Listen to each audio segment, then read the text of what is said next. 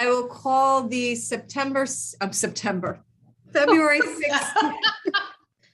Let's not go back there again. Oh dear. I'm trying to decide if that's a good thing or a bad thing. Are you going backwards or forwards? I don't know. We'll call the February Oh. 16th special Board of Selectmen meeting to order. Ken Beausoleil and Amy St. Ange are present. Suzanne is going to be running late into these budget workshops today. We'll get started with the first presenter is our library and library community center. Allison, take it away. Sure. Good afternoon, and thank you for the opportunity to talk with you today. I am trying to decide what pair of glasses will best suit me today, and we're going to wing it with these. But if you see me do a eyewear share swap out, that might be a thing. Okay, perfect. You can see my screen? Yep. Yes. Wonderful. Again, thank you, Amy and Ken, for taking the time to talk with us about the library board goals for the library and a brief review of how the past year has been at our facility. So our mission remains to be to provide the best possible informational, educational, cultural, and recreational services in a warm and an inviting environment. And we are fortunate to do this with dedicated staff. As you're probably aware, we have had some staff changes in the last year that we are very pleased with and have contributed a lot, added a lot to our staff complement. So while we've lost some expertise, I feel that we've gained some with some new staff members that have joined us. On this sheet, it may look familiar. This is the statistical sheet I share with the community and should have been forwarded to you at the end of this fiscal year. At the top, I note that some of our numbers are down because of how we were addressing the public health situation with limiting the number of people in our facility. We did open that up during the last fiscal year, and our numbers clearly reflected that. People were very anxious and eager to return to our facility, not only for books, but some of the various services that are best conducted in person. So, and some of the services at your library include access to the internet. This has been a huge aspect of what we've been doing, especially in light of the very wide amount of services that are being pushed online and online only. We've seen a number of new individuals that don't have a device at home nor internet access that continue to have needs to interact with the DMV, with the Labor Department, with a number of critical tasks for their life that needs to be addressed. And not only do they feel comfortable coming to the library, they're actually being encouraged to come to the library by these outside entities. And so while we're pleased to know that they know that a public library can help support their community members, it is something that we want to make sure that we can continue to staff appropriately and have available assistance for members of the public who have very limited computer skills. Faxing is still very popular. It still amazes me and yet pleases me that this is something that we can say yes to. We didn't have a fax machine for the public for a number of years, and yet the requests did not go away. So I worked with the board to find an affordable situation a few years back, and we have regular faxing done on a daily basis for our community members. So it's nice to not say no for some basic things that our community is hoping to do at this facility. Tax forms, again, something else the IRS really scaled back. Everybody used to have their tax form mailed to them December 31st. If you didn't have it by January 5th, you know, something was not quite right. The IRS has shifted to a model of placing them with community partners. And so we just received notification that our tax form shipment has indeed been shipped this week. And the state of Connecticut is no longer providing any paper forms to any community partners whatsoever. So things are still evolving, and yet we'll be a partner with whatever state or federal agency wants to use the conduit of a public library to make that available. This picture of the display case I share and the public spaces that we offer to the community to learn about anything, whether it be art or science. This bug collection that's featured here is an annual favorite by Pat Cheever. And it's amazing to watch the kids walk into the library and have that display case experience. I've said to the board before, back in the day when I used to travel to other libraries for meetings, I would always kind of have a little a little checklist in my mind. We have that, we should look at that, we're a little better off with that. And in all of my time, in all of my travels, our display case continues to be the best community opportunity that I've seen in any public library space. Some of them have cases and whatnot, but to make an impact and a sharing opportunity to encourage these kind of shows, our display case really, it seems so simple, but it does a nice thing for our community. Book discussions and family events in the lab at the library, as well as some of our annual reading challenges that we offer for not only children to encourage and boost their reading initiatives, but also for adults as well, continue to be very well received here at the library. Children and families. A parent sent me this picture, and it just really touched me that she wanted to share it with us, and also that she took such pride in making sure that her children were getting to the library and what it meant to her. So I value that connection as well. Our programs are doing very well with all of our various partnerships, not only with parents and grandparents bringing their children to the library. We're back to regular programming schedules with multiple sessions of our programs. Many libraries have scaled back or suspended in-person programs due to the pandemic. You may recall I did update you, Amy and Ken, with the appreciation of the Zono machine that we have on site, which was a key component to us being able to move forward with our winter schedule. So we're very pleased with the families taking the time to visit us for programming opportunities. And focus on early literacy will always be a cornerstone of our work here at the library. And we've been very active on that this past year. Here you see 2 program announcements for 500 books before middle school and Family Read Aloud, which we offered last summer. Both were very generously funded by our Friends of the Library organization. And the third piece that's not on here, it's brand new. At the end of January, we've launched 100 books before high school. So between those 3 programs, that's close to a $4,000 gift of support from our friends group to help us really push the early literacy and trying to help our young ones really hook onto reading.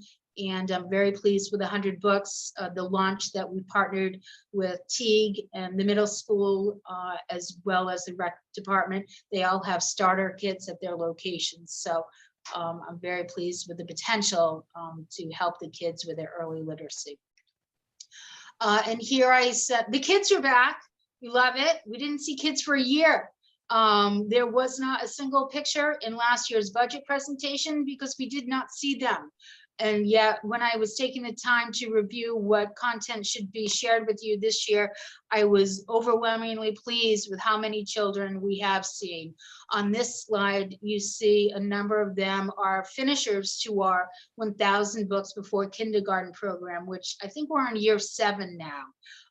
And so because they weren't able to visit and turn in their completion sheets, before this past summer, they've really been coming in, and just the sense of pride you see on their face and the family accomplishment that we're able to celebrate is very important for the little ones.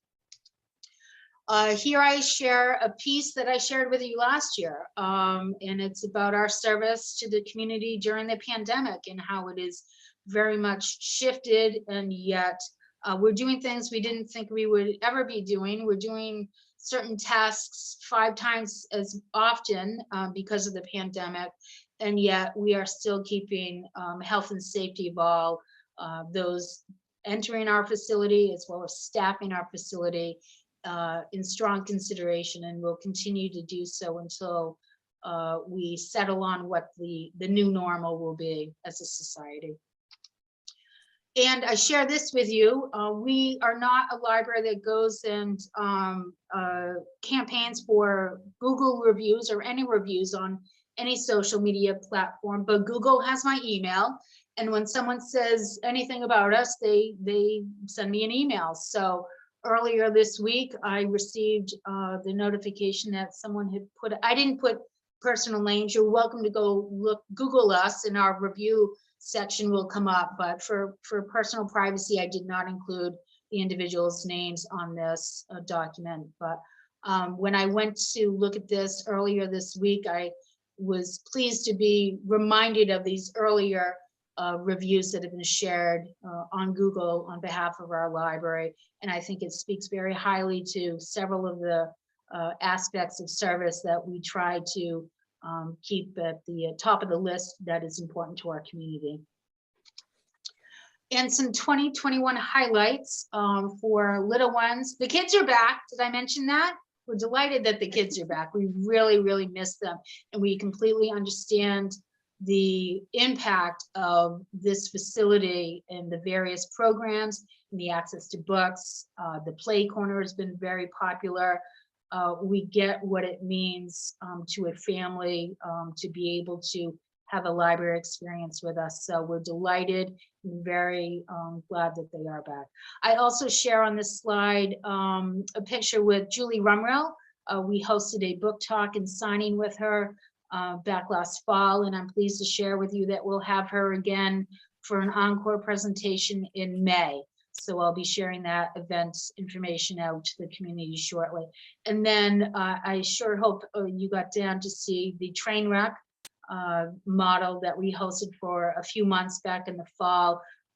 Very popular. People walked into this building specifically to see the train, and then we're very taken with, from out of the area, not just Thompson residents, and we're very taken with, wow, this is some library you guys have here. So it was nice to get that. We feel that we have something special and take great pride in it, but it's nice to hear a stranger say that to you as well. Not only did we just do books and story times, we did some other things on behalf of our library and our library users outside of the building. We rotated several story walks on the fence alongside our property, and we're very pleased with the feedback from parents who would walk their toddlers down that story fence, and we're looking forward to bringing that back in the spring. I think we featured 6 different stories during COVID. Some of them were holiday themed. We did a Halloween story. So we're looking forward to utilizing the fence again in the spring. And then more outdoor stuff. At the end of the last year, I purchased a couple of sets of disc golf because we have disc golf in our community, and why not make something available for those that might want to try it before they invest in that. So we picked up a few sets of that. We also, through the support of some memorial gifts to our library, have updated our 10-year-old fleet of e-readers with the new models that came out last fall. So if anyone is interested in trying out a new Kindle reader, we have them at the front desk for the community to explore. And budget priorities for us remain to maintain not only the facility, to make sure it is kept up well to be an appropriate reflection of our community standards, but also to maintain the collection to support the children and lifelong learners as well. That does not mean just buying all the new bestsellers, James Patterson and whatnot, Bob. That's his favorite. But also to make sure that we're replenishing and updating some of the classics, some of the core material that the kids will need for their schoolwork as well. So I'm going to say a word I'm sure you've already heard several times, but an aspect of this for us is inflation. I purchased certain formats on a schedule, and so I'm not in them with those vendors on a regular basis. But sticker shock has really set in. The last time I was in our digital platform, I have certain budget standards. I don't buy the pricey stuff. We just can't afford it. The pricey stuff used to be a $60 cap. The price cap is now $65. That's the new high price item. So I was a little taken aback by that. The standard book price used to be $25 for a new hardcover. It's now $28 for a new hardcover. Obviously, we receive some discounting with our memberships as well, but I am anxious about what the next year, due to inflation, will do to some of our costing, and so I thought it worth a mention. I'd be glad to, I don't know what you're doing next with ClearGov, Amy, if you want to switch over to that. I'd be glad to answer any questions on this presentation before we get into the actual budget request numbers that I've inputted for you. I think you're on mute, Amy. Knew I was going to do that.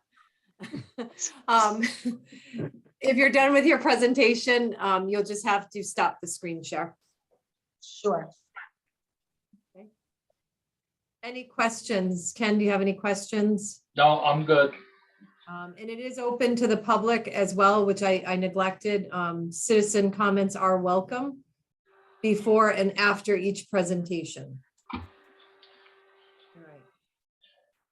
Let me bring up ClearGov.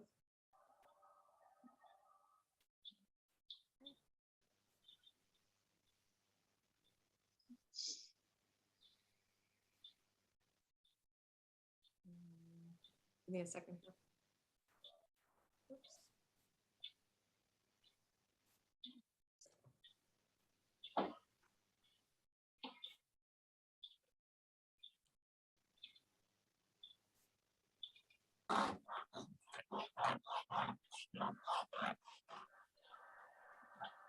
All right, Allison, here is, I'll just bring you over here.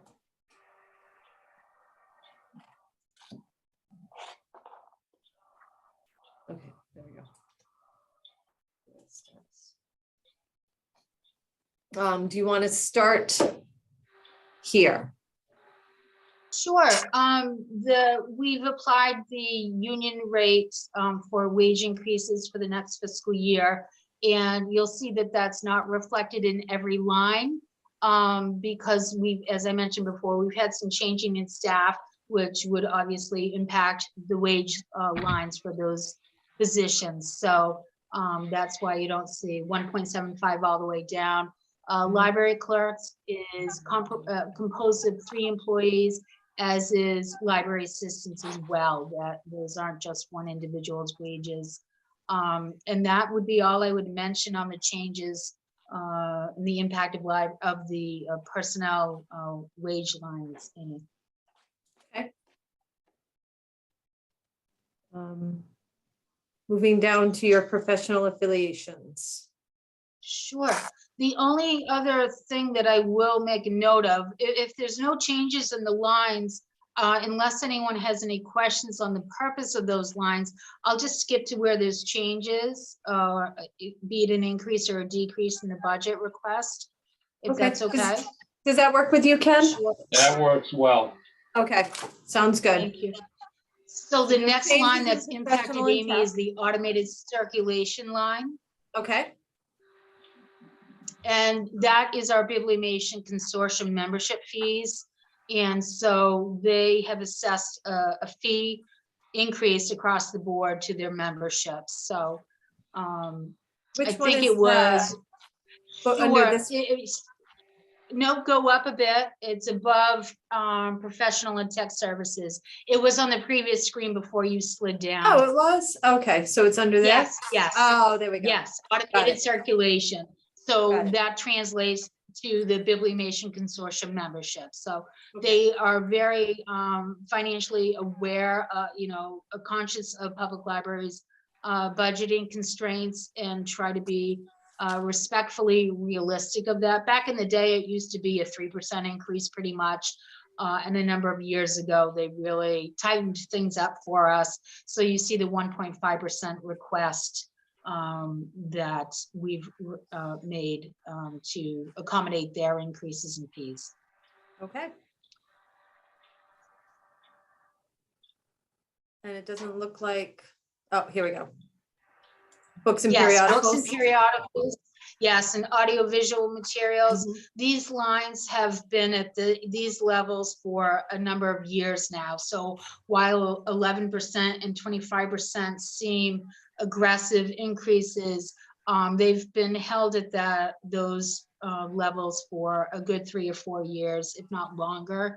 And as I spoke about earlier with the costs increasing across the format arena that I purchase against, that it would be a good thing for our collection across the board to see an increase in that at this time. And I made just I hit a few of the lines going to the FY21 actual because I thought that would be a good indicator of where things might be going for you. Does that work, Ken, where I just switched it to that? Yeah, it's fine. Okay. All right.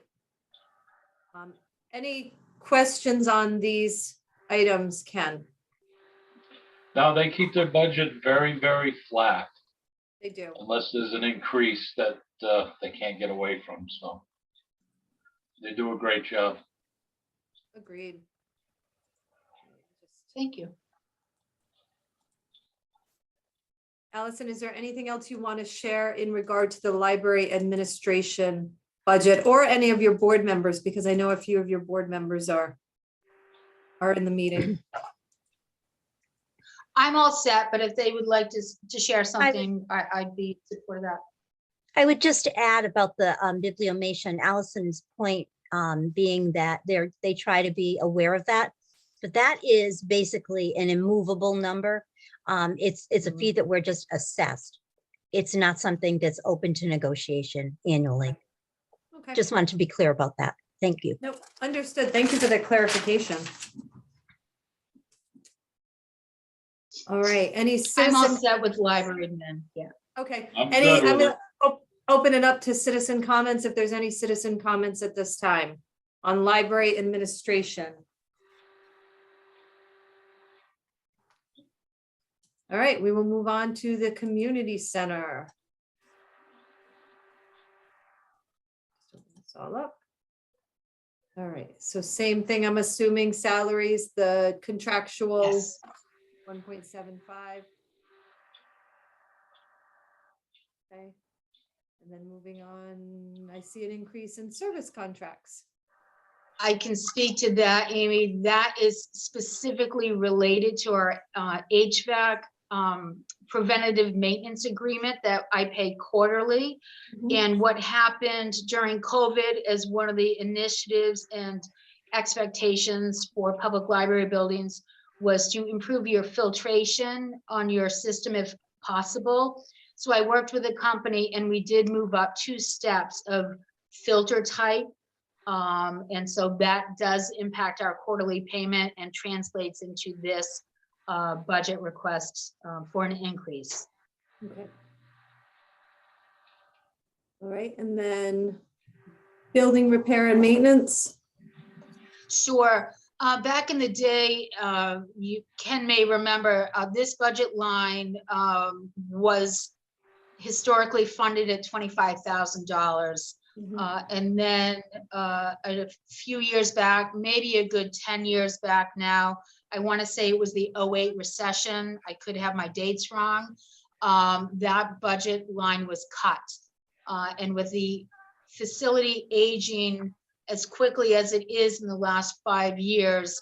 While we would prefer to be proactive with some maintenance, we're really entering a new stage where we are going to have to address a number of aging systems and repairs that are just beyond our control, I would say.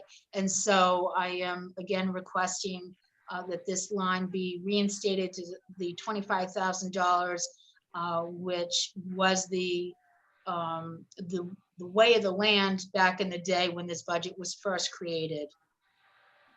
Well, and I think if we look back, just to make note, FY20 actual and FY21 actual, anywhere from $21,000 to $29,000. So I can see the need for sure. So, Ken, do you have any thoughts on those items? No, we had done a study several years ago about the systems in the building, and we've been slowly chipping away at it, but there's still a long ways to go between the furnaces. I mean, we got the sprinkler system fixed, the HVAC, a couple of pumps, but there's been, because of the fact the building was put in 94, things do wear out. Right. And it's just keeping up with it. The building is very heavily used, between the community center and, the people going into the library itself. And it's one of our hidden gems that we have in this town that everybody can use, and we definitely got to maintain it. And I'm welcoming Suzanne into the meeting. So anything else you need to share in regard to Library Community Center, Allison? No, that's it. Any other questions or thoughts from the selectmen? Any comments from the citizens who might be in the audience right now?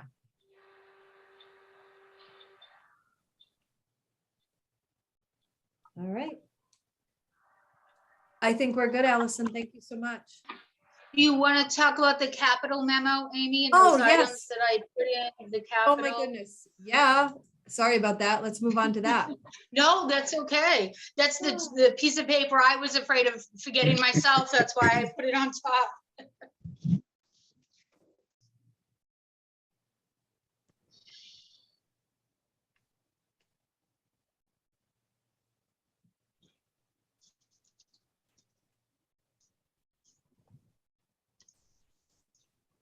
We'll go to, you want to start with the buildings and facilities or computers?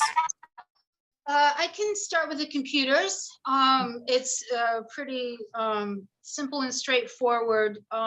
It's a $4,500 request to replace 5 staff computers that were last updated with capital funds back in 2016.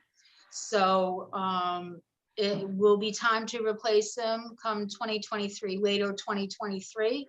And so it's a $4,500 request to replace 5 computers. Okay. Any questions from the selectmen? Seems pretty straightforward to me. Very straightforward. All right, let me see. No questions from me. Okay. All right. Building and facilities. Okay, and So here's this is your- the capital transfer account that carries forward from year to year for larger repairs or system replacements that, as Ken spoke to earlier, has been utilized to replace like the attic-based sprinkler system when that had to be swapped out a few years back. We've done a few other projects. You may recall there was a cement sidewalk edging at the front of the facility along our sidewalk that was crumbling and became a safety issue. That was replaced a few years back with a granite curbing with this funding. And we had to replace the lines from the oil tank, the underground oil tank, into the boiler room a few winters back, and that was funded through this account as well. So some of the larger scale projects that we have accomplished since this fund was established, I just shared with you. And I detail here projects that should be strongly considered for action within the next 2 to 3 years. And that back up the Board of Trustees request to add $50,000 to this transfer account. Allison, for this year, I'm looking at last year's budget. It looks like we did grant $50,000 last year, correct? That is true. Okay, no, I'm just curious. So what had what happened projects is- have- I'm just curious what projects were done this year. That doesn't say that, right? This is what Sure. you're. And I just want to back up a second. While we did receive the funding last year, there were a few previous years where that funding was either removed completely or reduced significantly.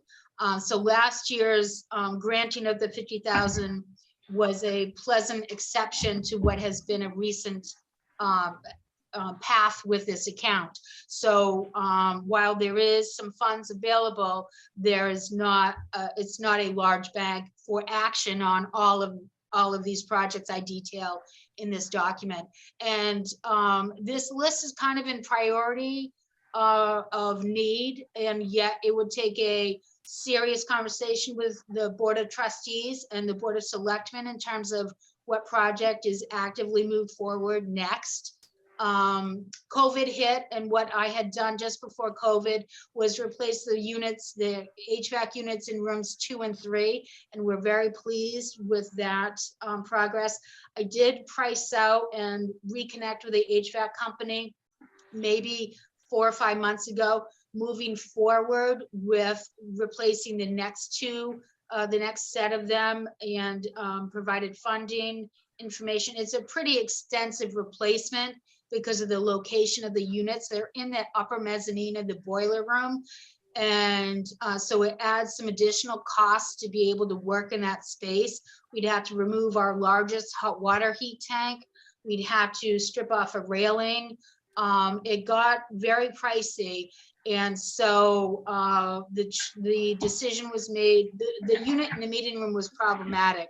So the decision was made to pursue servicing that a little more aggressively, as opposed to signing off on those 2 units being replaced for this fiscal year. So there's not a definite path forward in terms of what major building project is up next. As I said, that would involve a purposeful conversation with the Board of Trustees and myself, and then we would certainly loop in the Board of Selectmen, you know, as part of that discussion.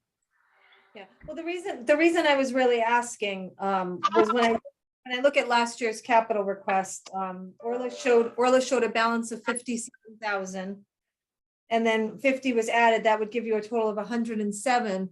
And all of the projects you've listed right now, except for the 6,000 gallon underground tank, those were all listed last year. So my question was, which projects were accomplished aside from the change HVAC? None of them. It's good to understand. So no projects were complete. So potentially, except for 2 air exchange units, correct?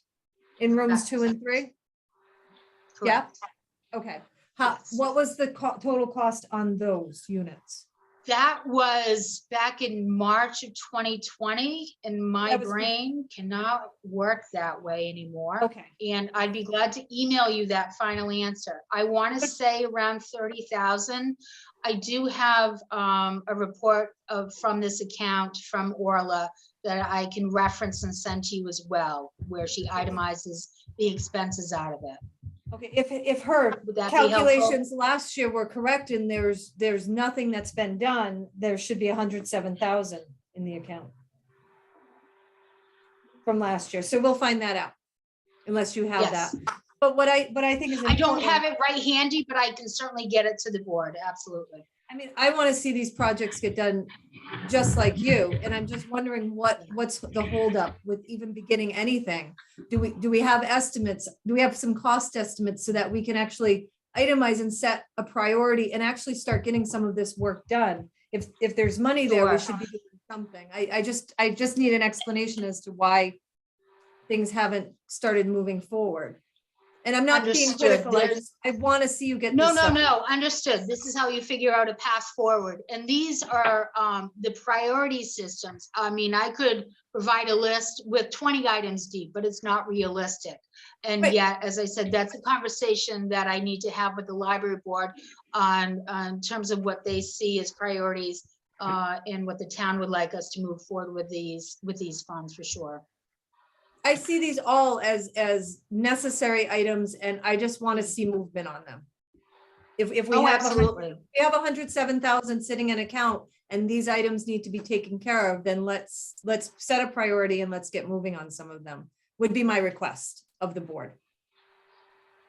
So, because it's hard to justify giving another 50 if it's going to sit in an account. Understood. And some of this too is, while some of this is active planning, it is also to be able to respond to emergencies. I can tell you, replacing the oil, the right. lines in, the 3 lines in from the oil tank, that was not on my radar, but that was to the tune of $10,000. So some of this is to be reactive to key emergencies for the facility, in addition to being proactive with upkeep as well. Right. Allison, do we have a date when that oil tank needs to come out of the ground? I don't have a sense that we're on the clock as some other town properties have been. I think our property type is excluded from that, but someone can correct me who knows more about that arena or works with that, those types of entities. I'm not aware that we're on a clock in terms of a 30-year situation, as I know is the case for other types of properties. And I have a question about that. Is it a solid plan for it to be an underground tank, or is it more No. sensible to have above ground? It's for consideration when that task is deemed to be undertaken. Okay. I mean, that type of tank could be what they did at the school, where it's and we did it at the highway garage. I think the biggest thing will be as to where we decide to put it, if we put it above ground. Mm. But usually above ground makes it easier for maintenance if we have to, but Knock on wood, except for those lines, after 25 years, we have done very well with that tank situation. But yeah, no, you're just coming up on, building's been around for quite a while. It goes by very quickly, and systems do fail. Our water system in town has got very, very hard water, and which we know just from the sprinkler Yes. system and the iron pipes. yeah. Same, And the the valves in the boiler room too. The valves Exactly. in the boiler room. Yeah, that's been something. So while these Yeah. key projects haven't been moved forward, Amy, there's been some bigger repair bills in the facility that are handled through the regular budget that have been, taking time to pursue and resolve. But I would agree that if we do have a balance of, Amy thinks it's 100,000, that's there, that we start planning to replace some of these things on the list and start moving it forward. Costs only continue to go up. You're not wrong, and yet I was also a little anxious and leery because, as I mentioned before, for a few years, funding for this request was either cut completely or cut in half. And having gone through a few emergencies, it made us a little leery in terms of trying to be proactive versus having money on hand for an emergency. It's a tough balance, but I very much appreciate the message I'm hearing that is, let's move forward on taking care of some things. So I appreciate and value that.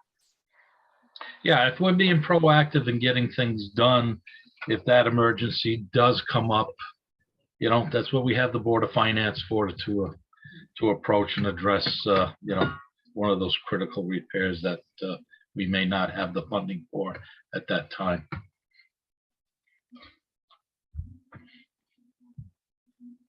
Any other thoughts or questions on this capital request? Allison, do you just have those two that I could see?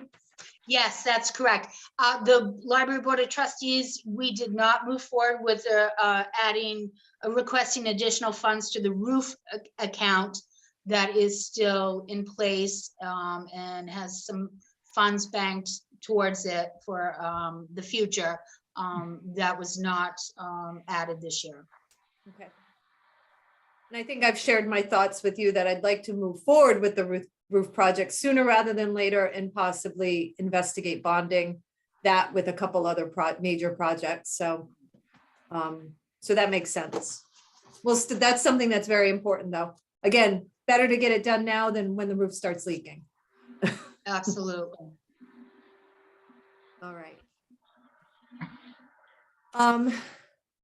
Opening the floor up for any citizens that might have any comments on the library community center budget. All right, seeing none, we will move forward. Thank you, Allison. Thank you, Bob, Donna. Okay, and I think Eileen was here for a little while, but she's gone now. So thank you all. Yeah, thanks for the job that you Suzanne, I'll guys are doing. send you. I'm sorry, Ken. No, I said thank you for the job that you're all doing. Thank you. And And Suzanne, I there's thank you, Eileen. Amy, as well, and good job, Allison. Oh, there you are. There you are. Yep. I knew I saw you. She I'm was under- very, I'm under very IPA. there. Oh, we're on to you now. We're on to you. Suzanne, I'll forward you the slides from the presentation since you missed some adorable pictures I'd like you to see. So, okay, Absolutely. Perfect. Thank you so much. absolutely. Thank you, board members, for sharing some time and being available today. Appreciate it. And good luck, Amy and Ken and Suzanne, with the budget process this year. It will be challenging but important. So I thank all of you for taking the time to help our town move forward. Thank you. Thank you. Thank you. All Bye. right. Moving on to the next department, animal control. Jan, before you get started again, just going to open it up to the public. That's what our agenda says. Public can make any comments at this time in regard to our animal control department, which I am frantically searching for in last year's budget book. Okay, seeing none. How would you like to move forward, Jan? Did you have something you wanted to screen share or something you wanted me to screen share, or do you want to just go right to ClearGov? Well, basically, I logged in before coming into the Zoom meeting and I put a few, just like 3 of my investigation reports in, just to give an idea of some of the casework that I've been doing to support what I'm looking for. So just to give a So, little and did you hit, explanation. when you did that, did you hit submit so that it would, Yes, you resubmitted? Okay, all right, let me pull that up then. I think I added a small note and then 3 attachments, I think. All right, let's see if I can find them.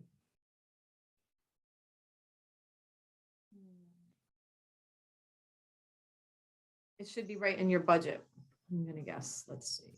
Yeah, I think under attachments on the top would be where the attachments live. And then I put a little note in where it says you can put a note off to the side and hit submit and save.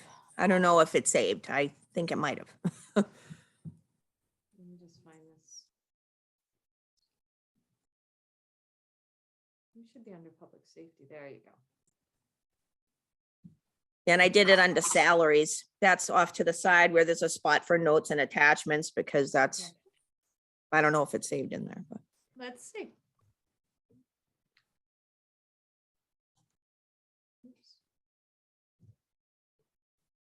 Right here, attachments. I can't see because let me move the pictures here. I got everybody's screenshot here. Yes, yeah, actually it did, I think. I Yeah, think but it it's did. not letting me pull it up. Why is it not letting? Give me a second. Yeah, sure, no problem. Do you have the attachments that are up on the top icons, the big blocks where it's dashboard, contributors, report builder, and then attachments? Do you have that on your screen? Yeah, let me just see. Because there they are right there. These are the ones? I'll leave Brian, Renee. Oh, no. Dan Smith, there you go. Oh, all right, so there's just three. It's just some examples of some of the casework that I've done. And I'm sure you're not going to read through them all right now, but they're there for anybody who wants to look at it. Some of them. Anything in particular you want to note? Well, I think it's important. We've got time. Let's look at it. Well, yeah, I mean, this is my most current case that I've actually got in Superior Court right now. This is a dog case that's been a real bad problem on Brandy Hill Road. Many people have complained, have taken multiple statements, and I had to write up a big affidavit and go through the court. And now I am going to be going back to court because she's going to be fighting it. But I don't believe she has a chance on it. That's been a bad problem. This dog's been out causing almost huge accidents every other day in the middle of Brandy Hill. She's been breaking through people's chicken coops, killing their livestock. The dog owner will not control her dog or tie it up, no matter how many warnings or anything I've done. So I had to take her to court. So that's what we're doing now. Okay. The other two that I put, the other just two lost it. are livestock cases. That was the cows down on Brandy Hill Road, seems to be my hot road in town. That was the cow case that I had the Department of Agriculture come down on for the specialist for everybody. And we had to handle that because of all the complaints. And then I have another attachment in there for the horses that I handled at Azid Farm, that I had to pull a bunch of horses out and euthanize a couple for the cruelty, neglect, lack of care case that I did. And that's on top of all the regular dog complaints and everything on a daily basis. So I just threw them in there so people could look at them and kind of get a taste for what I'm really doing as far as casework. Okay, give me a second because I did lose the screen, but I think it's important for the selectmen and myself to really see the work that goes into doing what you do. It's not as simple as just watching dogs at a kennel. Oh, no. But we all need to know that because we all think it's just this fun job. No, unfortunately. I wish it was. It would be good if it was all puppies and kitties, but it isn't. There's a lot of reporting, especially when it comes to court. You've got to have your ducks in a row and write things up appropriately for the court, or else they don't accept it. And you lose your case. Were these only photos that you shared here, or am I missing something? I didn't add any photos. They're actually reports. They're Okay. documents. One's PDF, the other two are Word, I believe. It's just the investigative report for when I write something up for court to ask the court for assistance, and if I'm going into court. The other one's the investigative reports on what I had to do for the neglect and cruelty cases for the horses and also the cows. Okay. I don't know, you can't pull it up. No, I did. Oh, wait, I'm not sharing. I'm just looking at it and you you. guys can't. Okay, hold on. I just got to get back. Technology. I know. See, one of yours, that is, here we go. Okay, so this is the Azid Road, which was back in Azid Farm. Azid Farm, yeah. Yes, Oh, that's the horses. That's the horses that I had to intervene on. So we went from many horses down to just a couple by the time we were done. Unfortunately, a couple had to be put down due to their condition, but a lot of other ones, I got them adopted out and I got them into rescue and worked with the Department of Agriculture and the equine specialist up there. She actually took one of the horses from this farm through me. And everything is fine over there now, but I had to get a refeeding program through Tufts Veterinary Equine Specialist up at the hospital, and these horses were in rough shape. When I got there was no water, no food. I got it all listed in the report, but it definitely needed intervention. I'm glad I got the call. So we saved what was left with what we could, and the horses that are on property now are all set and they're up to snuff now. So Okay. Wow. Jan, can I just ask, how many times do you, say in a year, do you have to go to court with an individual from town? Well, since this is kind of a new thing for me just getting in there, I would say if things keep going the way they're going now with the non-compliance rate that I have with dogs in the highway and things like that, I would say probably 3. a Okay, year, maybe more, hopefully not more, but yeah, I'm getting a lot of calls on dogs in the highway, dogs killing livestock, and there's some issue with the roaming law. People don't want to keep their dogs on their property, and it's gone as far as biting people in the street to causing accidents and, you know, killing other people's livestock, wrecking their chicken coops, all of that. And that's not to mention the neglect cases that I get for going in and having to find starving dogs and such. right. Like- And when you go to court, I don't want to sound stupid, but where do you go, what court do you go Danielson, to? Danielson Superior. It's Superior Court. Yes, ma'am. It's a criminal misdemeanor. Yeah, it's not an infraction. Like I've got a infraction book for regular tickets that I can write to people who don't pay their dog license fees or they're roaming unlicensed, so things like that. I can write monetary fines. I also have a summons book for my criminal misdemeanors, which it is now considered a criminal misdemeanor to have your dog causing issues on a public roadway and highway. So there's no monetary fine involved. That's jail time, or the court actually has something to sink their teeth into to make the dog owner comply, or they will go away. So that's both the cases. I've got 2 cases active in Superior Court right now, and they're both annoyance of dog on a highway. So I'm working with the prosecutor, Bonnie Bentley, on it.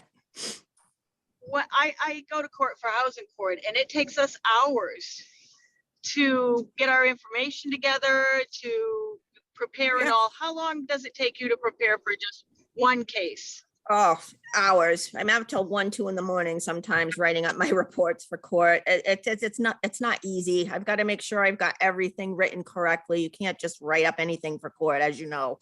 It's got to be written correctly in the right Yes. format. You've got to have everything. I've got to go out and collect statements from all of the people that are involved for witnesses and get signatures. And by the time I've ran around to all of the different witnesses and people involved in the case and get all their statements, then I have to go chronological order and type my report up and then send it all into the court to request the date and go through the clerk's office to get a court date and go through Bonnie Bentley's office, the prosecutor. So it could take, I don't know, like 15 hours, sometimes maybe even more. Like it takes a while, depending on how many people I can see in a day that are involved in the case, getting them to hook up with me to get the statements down, getting all the files in order, and then sitting down and putting all of my information in a chronological, good electronic format so I can present it to the prosecutor's office. It must take longer than 15 hours. It takes a It lot. sounds- It's a total it takes- investigation. It is. That's what I'm doing. Yeah. It does. I'm Yeah. trying to err on the side of trying to go easy on it, but it takes a lot, and I don't have assistance in this stuff. Like, I mean, I can contact Bonnie's office has been great. She's got an investigator in the prosecutor's office that will help me with paperwork and questions that I have, because some of these reports and affidavits that I'm writing up right now, they're a little bit new for me, but they've been great with working with me. And I've got the prosecutor's on my voicemail right now. She just called and left me a voicemail about what a great job I did on the last case in my report work. And she's talking to me about court dates and Nice. telling me to be ready because the person that I brought into court for the criminal misdemeanor is now asking for discovery, and I'm going to have to go into court. So she said, when I get my subpoena, I've got to call her office to go get prepped through them and everything else, which is fine, I expect it. But yeah, no, it takes a long time. That's a lot of work to get into Yes. court. And do you have in your budget, I'm sorry, I cannot actually see it because I'm driving, but do you have a line for legal? Or do you have an attorney that you work with at all that you ever need to consult with? Well, that would be Bonnie Bentley, the Connecticut State's prosecutor. I work directly through the prosecutor's okay. office. And that's Okay, who all right. supports me in my role, and her assistant, the investigator. I have used your town lawyer for a few legal questions here and there and have met with him on occasion for some things. And then everything now goes right through Bonnie's office. It's right through the prosecutor's office. And I Okay, deal with her. All right. Yep. All right, those are Absolutely. my questions. I think you're doing a great job. Oh, no, I did have one more. Do you have any idea when VCOG was overseeing this position in our town? Do you have any idea how many times they went to court for these kind of things? For the town of Thompson? Yes. None. Okay, Well, I don't think that Thompson got the service. I don't think that they got the responses that the people were looking for from town. Residents didn't seem to get what they needed from NECOG. At least that's my experience in dealing with everybody here today. They're like, thank God for you. At least you call me back. You know, I get to pay a lot closer attention to things because I'm here and I'm in town and I can handle it and I make it a point to handle it. And I think people are really happy with that. NECOG, lots of times you don't get the call back or you get hung up on and they're not very nice and they don't respond that well. The service just isn't there like it is with having your own ACO in town, real basically. I totally agree. I totally agree.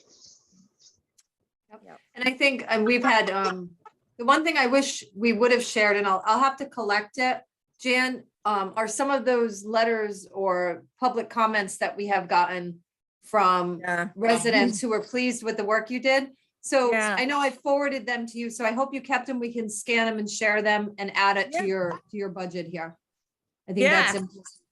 Especially Yeah. the woman just recently. There was a Oh, I just had a rabies case. Yep. rabies, Excuse yeah. me. Yeah, that was Elizabeth Sullivan up on, I know I can't think of the road right now, but it was Beth Sullivan and she had a bat that she thought her cat had gotten into in the garage. And whenever there's any type of bat contact, or you don't even see the contact, if the animal's anywhere near it, you've got to collect the animal and euthanize it and get it up to Yukon for testing and pathology for rabies, because God forbid, you know, if it was rabid and her cat happened to scratch her after it touched the bat, she's at risk. So I did a full quarantine on that, and I just got the report back a couple days ago. The bat's negative, everything is good. And I told her, and I network with Department of Health as well, because they need to know everything about rabies if it comes out through town. So I work with a lot of, you know, Department of Health, court, all the good ones. And Trooper Darcy, he likes me. He gave you a glowing report as well, so. He did. He emailed you. I was really happy, but I wasn't expecting that. I was really happy. That's actually the current case I've got in there right now. He was the last complainant that gave a statement regarding that dog. And I got that case into court within about a week and a half of his statement. He was really happy about it. Oh, good. All right, so let's move forward with the nitty gritty of your budget then. Okay, sure thing. You can see the screen. Yes. Okay. Let me move this thing. Trying to move the video. There we go. Okay. Amy, slide it over to the right a little bit. Yes, I can do that. Perfect. Because I can check through everything later. So Jan, you want to move forward? I mean, I can attest to the first one. We're looking to move Jan into more of a full-time position because she has been working beyond the hours that we anticipated. But go ahead, Jan. I'll let you take over. All right, well, hold on, because I just lost my whole entire video page, of course. I don't know what happened. Hang on a minute. I totally lost you, Amy. I lost this whole thing. Oh, We can boy. see you. I can't see anyone. Are you on your phone too? No, hang on a minute. I can see you. Okay, I think I have it back. Got it? Okay. All right. Now I'm trying to see, let me just shut this. Oh, I can't. Do I have control of the page, Amy, or do you? No, I do. You do. Okay. So we're at K9 operation. Is that where we're at? Yep, and salaries. So if you just look, I'm sharing my screen. It's- Everybody else can see my screen, right? Can you see Yep, my, it's- if you're in Zoom, you should be able to see my screen. Yeah, Right, your screen's right. there. Yeah, Yeah, I can see it. Well, I can't really, but. I see 20 and 21. Years Yep. 20 and 21, and there you then go. here's- And then here's that's the right, progress. there's that. So I'm basically nitty gritty, just right down to basics. I'm doing a lot more than just sitting down the kennel and feeding some dogs now and again. I'm doing a lot, and I really want to go full time so I can be compensated for this, and the work that I'm doing is important. And I know the people in town really love to have an ACO that can respond and help, get their problems fixed, because they haven't had that much before. And I really love working for the town, and I want to go full time. And I know that I can exceed expectations from everybody in town. I know that I can. I keep going to classes every year, and I get recertified every year. I'm currently already 18 hours over next year's allotted training hours. So yeah, that's what I'm looking for. And that's what I put in for full time. I just basically doubled it. That's what I did. So I don't know. But that's all I can throw out there, is that I've been asking for full time and haven't got it. So I don't know. You've been working the hours, and we haven't made the official ask. Right now is the official ask, but I can verify without a doubt, and we can pull up time cards that you've worked way beyond the hours that you were allocated. Oh, yeah. And way and it's beyond. all significant work. So definitely I can attest to that. So are we asking for 36 hours? I can't see the that's, screen. I'm glad you did ask that, Suzanne. What are you anticipating in this? It's $44,000. Is it, how many hours is it, Jan? I based it off of 40, but I believe that full time, I think that only constitutes 32 or 35. I'm not sure. What do you think the hours are that you need? At least 40. I'm a sole person handling everything. And that includes the care of the animals when I don't have decent volunteers that are down there. Between that and the court and the statements and the reports, and then the licensing and the normal everyday complaints. And plus I also help with wildlife and things like that.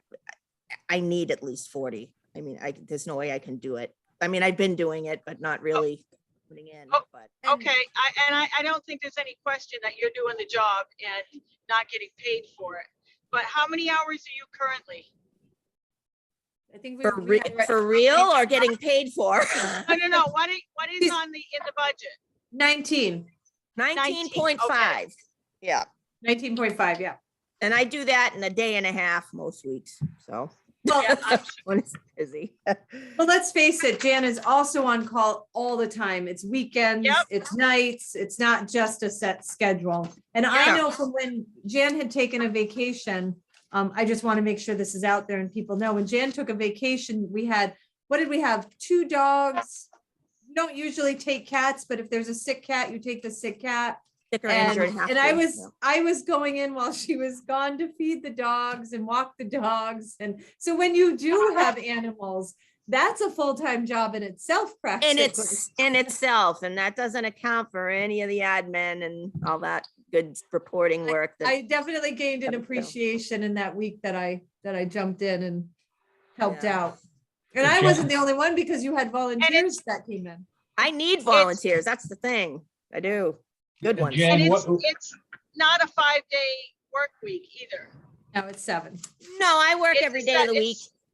I Exactly, work 'cause the 24/7. Dogs gotta be fed on the weekends too. Doesn't matter. Yeah. And it doesn't Yeah. matter if it's a blizzard. I'm there. I can't leave animals. It's like, it doesn't matter. Rain, snow, ice, weekend, holiday. I work through just about everything. I'm on call and at the mercy of the phone 24/7. That's it. Right. That's- no, 24/7 is without a doubt the requirement. because Oh, you yeah, have- absolutely. Somebody has to be around. The question that I do have, Yes. what are we doing when I mean, obviously, you can't live 24/7 and be available every moment in Thompson. You have to have your vacation, get away for the day, etc. What do we do when you are away? Are you working with another town, somebody else? Do we have a part-time person that comes in? Or what are you planning to do for the future? Well, what I would like to be able to do in the future is to be able to have an assistant ACO, even part-time on call basis if I needed somebody like that. In the interim, like Amy, you said, when I took a vacation last year, you had to, and I had some other people from other shelters that I knew that came in to help with the dogs, and you guys took messages, and that's all well and good. And a great world, I would have an assistant underneath me that could handle a lot of the stuff that I do now, plus everything else. And they would be able to watch and legally handle any complaints that come in while I'm away and man the phone. I was thinking in the beginning, it would be good if NECOG could jump in if I needed a week, but I don't think that they want to help us. I'm not sure. I don't think so. I mean, it wouldn't So be that's a bad. really good question. I mean, I don't go far, Sue, and you know, I don't go away really. I mean, I went once just because. But you are entitled to Oh, I know. some part of a life anyway. Yeah. without a doubt. Sometimes you might want to. Oh, Exactly. I want to, trust me, I want to, but I don't, yeah, there is nobody right now. Ideally, if we could gain a relationship with another town that has an animal control, whether it's Plainfield, does Canterbury have an ACO? Trying to think who the other towns are that. have- No, I think, we Or should, I'd love to, shelters. like we were talking about before, getting a couple of towns involved, maybe, you know, try Valley, you know, get 3 towns in, so the cost isn't so bad. What, handle who covers, Woodstock, NECOG, NECOG? they cover like, I think, I don't know, 18 to 20 They were towns. up around 50, almost 60 towns. How many? I think it was When I- around 60. Really? When I Yeah. left, it was almost 20, but that was a long time. Well, Now, years they ago. took on Norwich a couple of years ago. Yeah, well, when I was ACOing for them, I used to go as far as Colchester. So I know it's expanded since then. Yeah, it has quite a bit. Yeah, Thompson's not that bad of a town. If I had, you know, anybody who could just basically man the phone and take your occasional emergency, which is a hit by car, a very severe dog bite. Once in a while, the troop calls me down 395. They get an OUI with animals in the car. They got to haul someone to jail. I got to go meet them in the middle of the night and get the animals out of the car and impound them. So whoever it is needs to be at least able to say, yes, I can get up at 2 and answer the troop when they call. Because you always have to do that. You can't ignore that phone. So I would like it if NECOG would do that, but I don't have the relationship with them. So anymore. maybe in the budget that we have to put in a part-time on-call person where it's necessary. I would absolutely love that. That would be awesome. That I could actually, yeah, have a little bit of a reprieve now and again. Yeah, that's good. That would be great. You know, even if it's a week or 10 days or something factored into the budget. Yeah, absolutely. And I've got Kind of people, respite. yeah, it's. So that it's good. could technically fall under contracted services. If we decide to do that, we could propose that selectmen, correct? Well, we could put it in. I mean, they'd have to we'd have to request a difference in a line item or something. Right. You know, Yeah. so- I mean, my thought would be, let's leave it as Jan is requesting, and then we could make that type of suggestion. Yep. Just to cover her while she's on vacation. So, Yeah, I mean, she's entitled to somewhat of a life. Thank you. You're welcome. All right, Yep. let's the rest- keep moving on. Let's go. All right. So where are we now?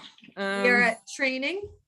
Okay, so training, I had put in, yeah, for the 1,000, I've still got the ACO 2 course. I've already passed the 1. I need to pass the second test for the ACO 2 certification, but I'm not gonna need that kind of money in training, I don't think, going forward, at least because I belong to NACA now. For $25 a year, I get all kinds of webinars and training and certificates to, you know, so that's fine. Yeah. Okay. Telephone. Phone is phone. I don't know if the current Wi-Fi that was just installed at the pound, does that affect that? Is that part of the Wi-Fi, that Verizon? Because I'm not really sure and I never had a chance to ask Orla. Well, that's through Charter Spectrum. Okay, and the Um, phone is Verizon, if I'm Correct. That's for your cell phone, correct? mistaken. Yeah, okay, so that's gotta stay there because I think she had to put extra data package on or something. Okay. Because of all other, I get a multitude of calls and I work a lot off of my phone. Mhm. So yeah, that's why. And plus I use it for evidence picks. Yep. So for that, and then electricity, it is what it is. I have in Right. there 15. 15 and you had 1291 actual in FY 21.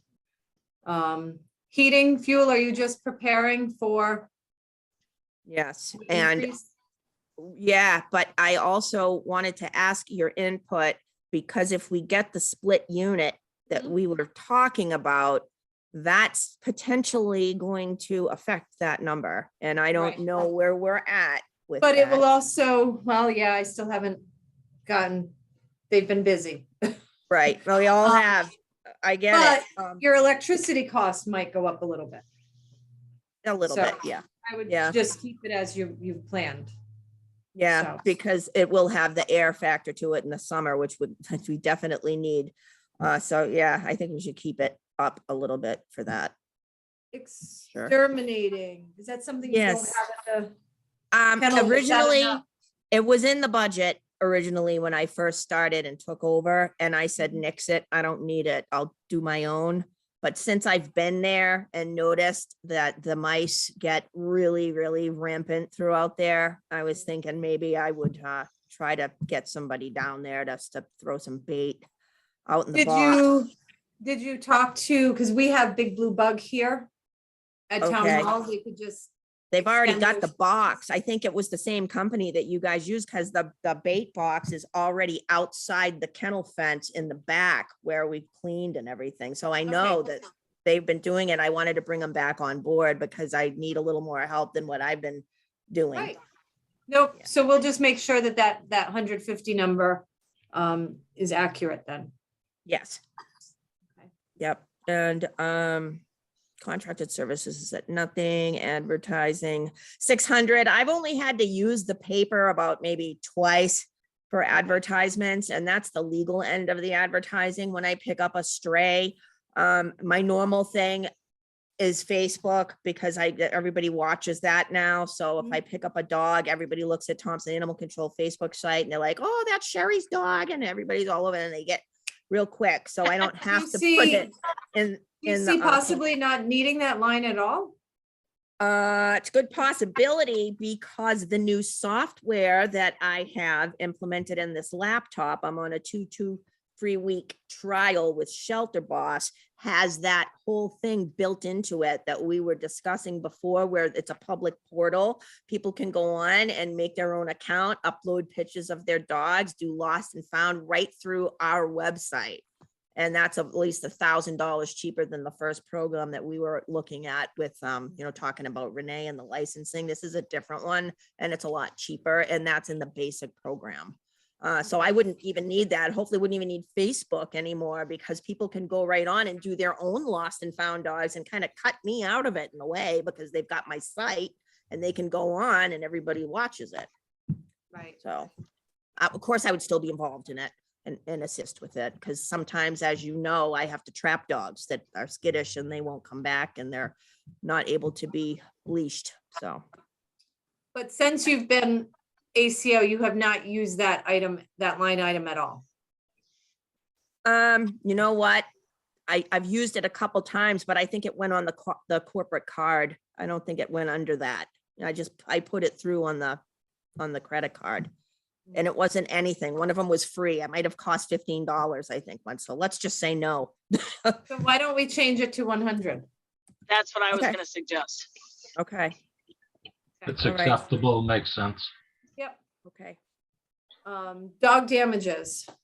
Didn't have to use it, had 2 instances where we could have used it. Both parties in these cases declined and did not want to be reimbursed by the town. They wanted the neighbor to apologize empathetically and be nice about it. And in both cases, they did not get what they wanted, but they still did not want the money from the town. So I've got reports listed on that. Okay.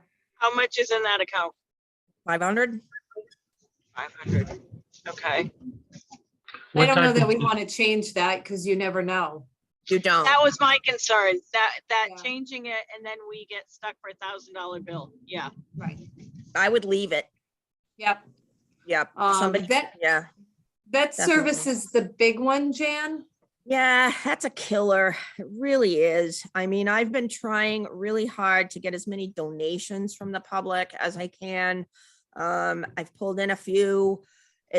I've had to do a GoFundMe for one of the pyometra surgeries that I caught a while back to try to get the public to help with the surgery because it was so much. Hold on one second. My dog is sick. Hang on. Brad, can you help Coco's? Thanks. All right, I'm in the budget meeting. how much is in that line, Sorry. Amy? Which one? Oh, 10,000. Okay. Yeah, that's- What that's- was it last year? That's what I'm trying to I- see. I think it was 5.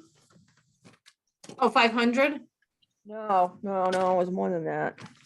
I asked for like Oh, 5. last year. I'm sorry. I got that right in front of me. Yeah, I was looking at what was in it last year. I thought it was like 5. We put in 500. For vet services? Are we That's on what vet we put in. services? That cannot be. But no, that's what was budgeted, but Oh, okay. we can use the dog fund. How much do we pull That's in the right. dog fund every year?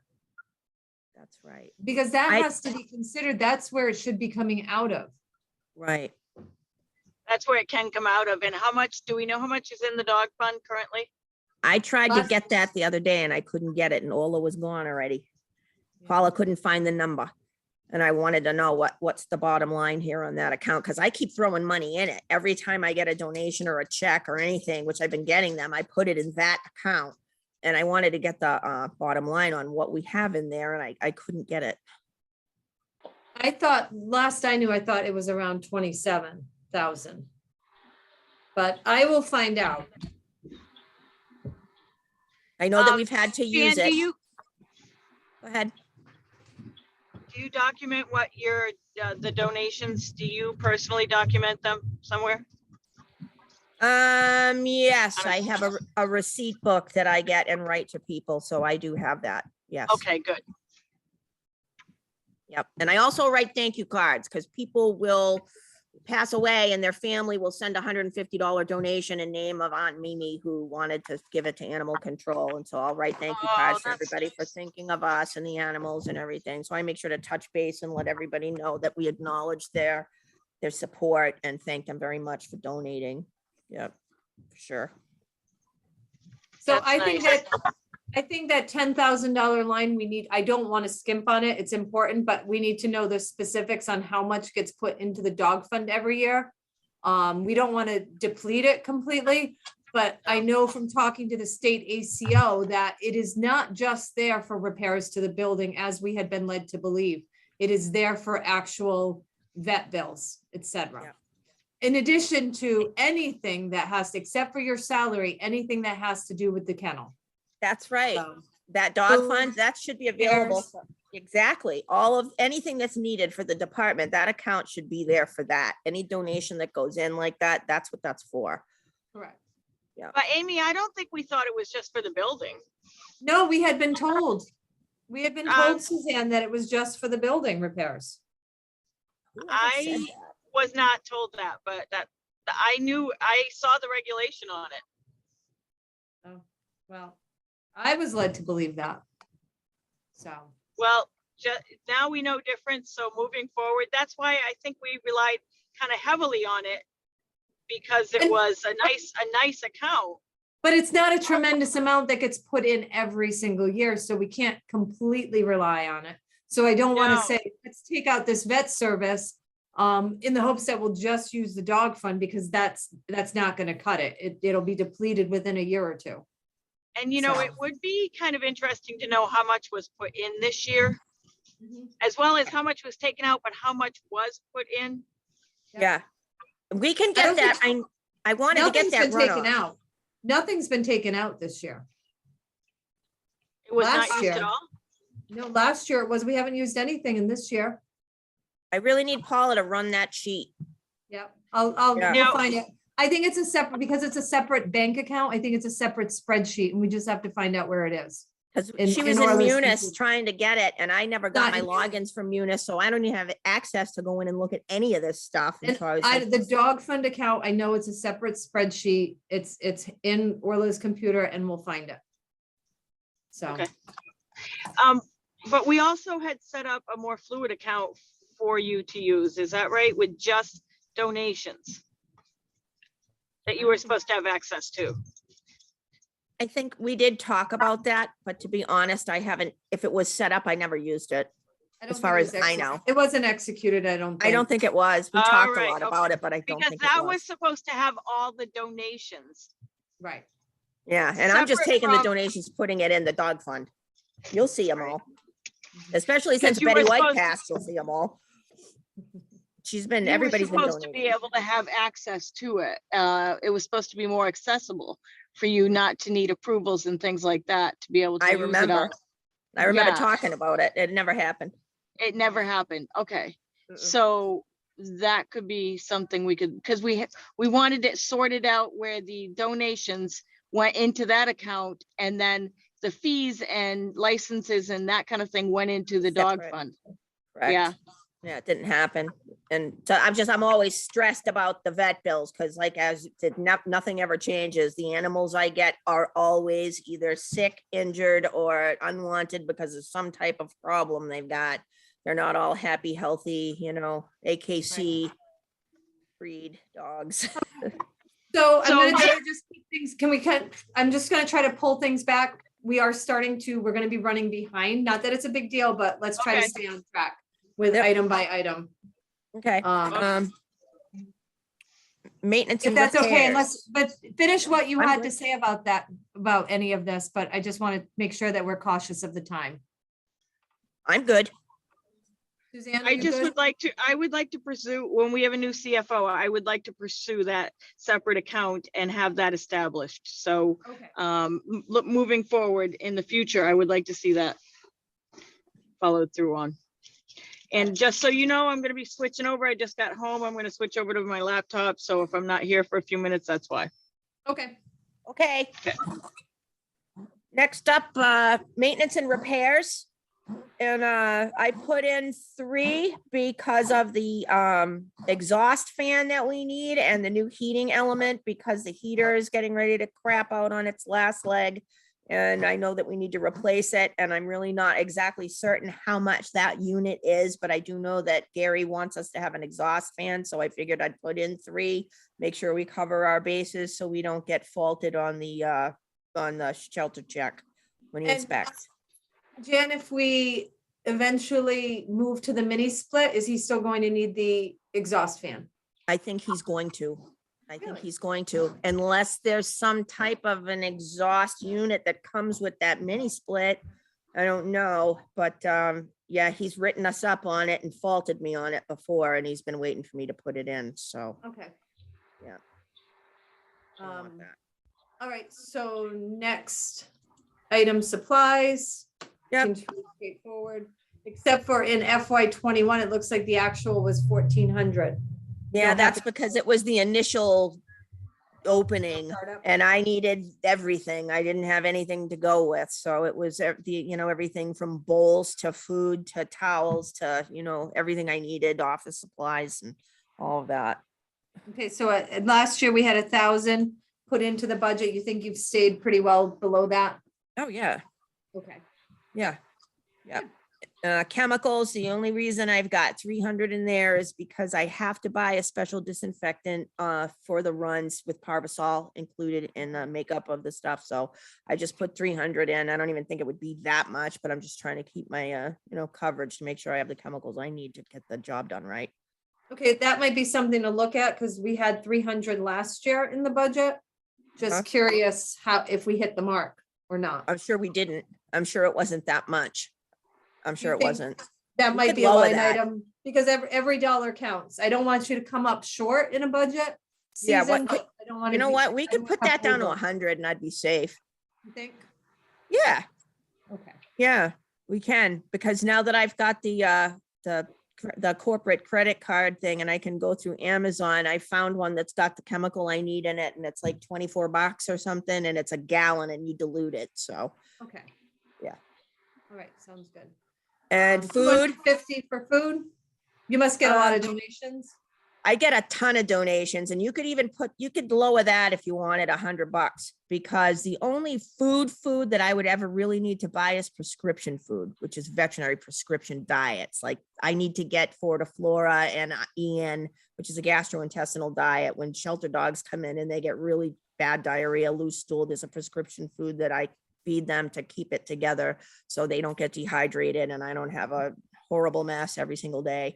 But that's it. So you could probably Do you lower think that. if you 100, wanted. and do you think 100 is enough to cover that? Yeah, Those types of expenses? sure. Okay. You sure?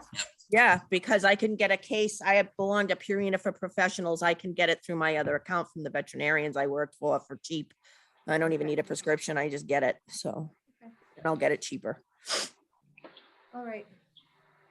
Where are we now? Any other thing? I think that's everything. Yeah, it is. I don't think there's anything else. I don't really travel. I mean, I have the work van. Thank God for you guys getting me that work van. It's awesome. It works great. Good. I love it. Yep. Any yeah. other any questions from the selectmen? No, I'm good. I am too. No, I'm good. Thank you so much, Jan. I think you do a wonderful job and I could not be happier with the program. Thank you. Thank you, Jen, for all your hard work. Okay. I am gonna, before you check out, I'm just gonna open it up to citizen comments. Any citizen comments? Who are actually your customers? Well, the dogs are your customers. There they are. Nobody's there. All No right. questions for the animal lady. Okay. Thanks, Thank Jen. you. Go take care of your dog. Yes, oh boy. Thank you so much. I appreciate it. All right. All right, bye. Take care. Talk to you later. All right, next agenda item, TVCCA. Eugene Thoreau is in the meeting. He's in the building. He's in the building. Hi, Eugene. There we go. I'm off mute. How are we doing? Good, how are you? Good, thank you. Okay, do you have, if you want, if you Logan, had is the anything you vacuum wanted, stuck somewhere? I got a message that it said it was. if you have anything that you Oh, wanted yeah, I to, got it. Suzanne, you're muted. If you have anything that you want to screen share, you can. Otherwise, the selectmen, we were provided with the letter, the request that you gave, and feel free to take it away. Okay. As you're aware, we provide, I'm the Director of Nutrition Services for TVCCA. And we provide all of the Meals on Wheels and also a cafe program for our seniors throughout Eastern Connecticut. Thompson is one of the towns that we provide our Meals on Wheels for. We do one route, and it's 3 deliveries a week that we provide. Our Meals on Wheels, it's for individuals that are homebound. They don't have access to food. The benefits of our Meals on Wheels, it actually helps our seniors stay home and age in place, which is one of the things that they really want to do. Along with the meal, the delivery, we consider more than a meal because we do a wellness check. In most cases, we are the only person that individual sees, sometimes for a week, a month. So that it's a definite benefit there as well. The driver gets to know the person that they're delivering meals to, and relationships are definitely built. When I say a wellness check, because we see them on a regular basis, we get to see if the individual seems off. When we haven't been able to enter the house because of COVID. Hopefully that will change. But during that time, we can also kind of visually take a look at the home and see if there's any hazards. and then we're able to contact the senior representative in the town to help our elderly services to maybe help in that situation. So those are many of the benefits that we do provide with that meal. You see that what we're asking for this year is 11,000. It's actually the first time that we've had an increase of what we've asked the town for support in many years. One reason, obviously, is that the cost of labor, fuel, everything has gone up, and food as well. And so we're asking your support to be able to continue our service that we provide for our seniors. Gene, how's the numbers for the home to home? You know, for the deliveries at home. We had 21 seniors last year, and this year we're at currently at 18, but that number increases. We're 4 months into our fiscal year. Last year we actually did 3,600 meals.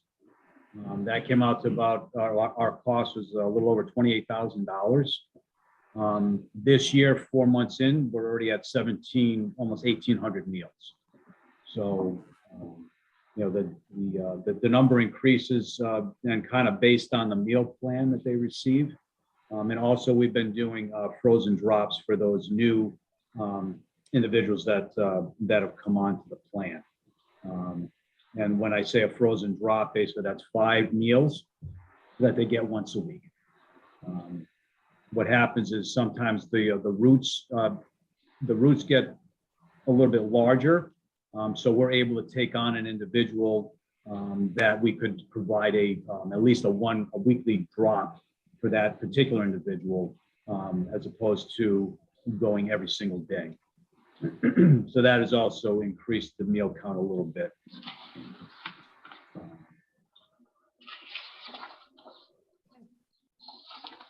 Any other questions from our selectmen? How are we doing with the cafe aspect?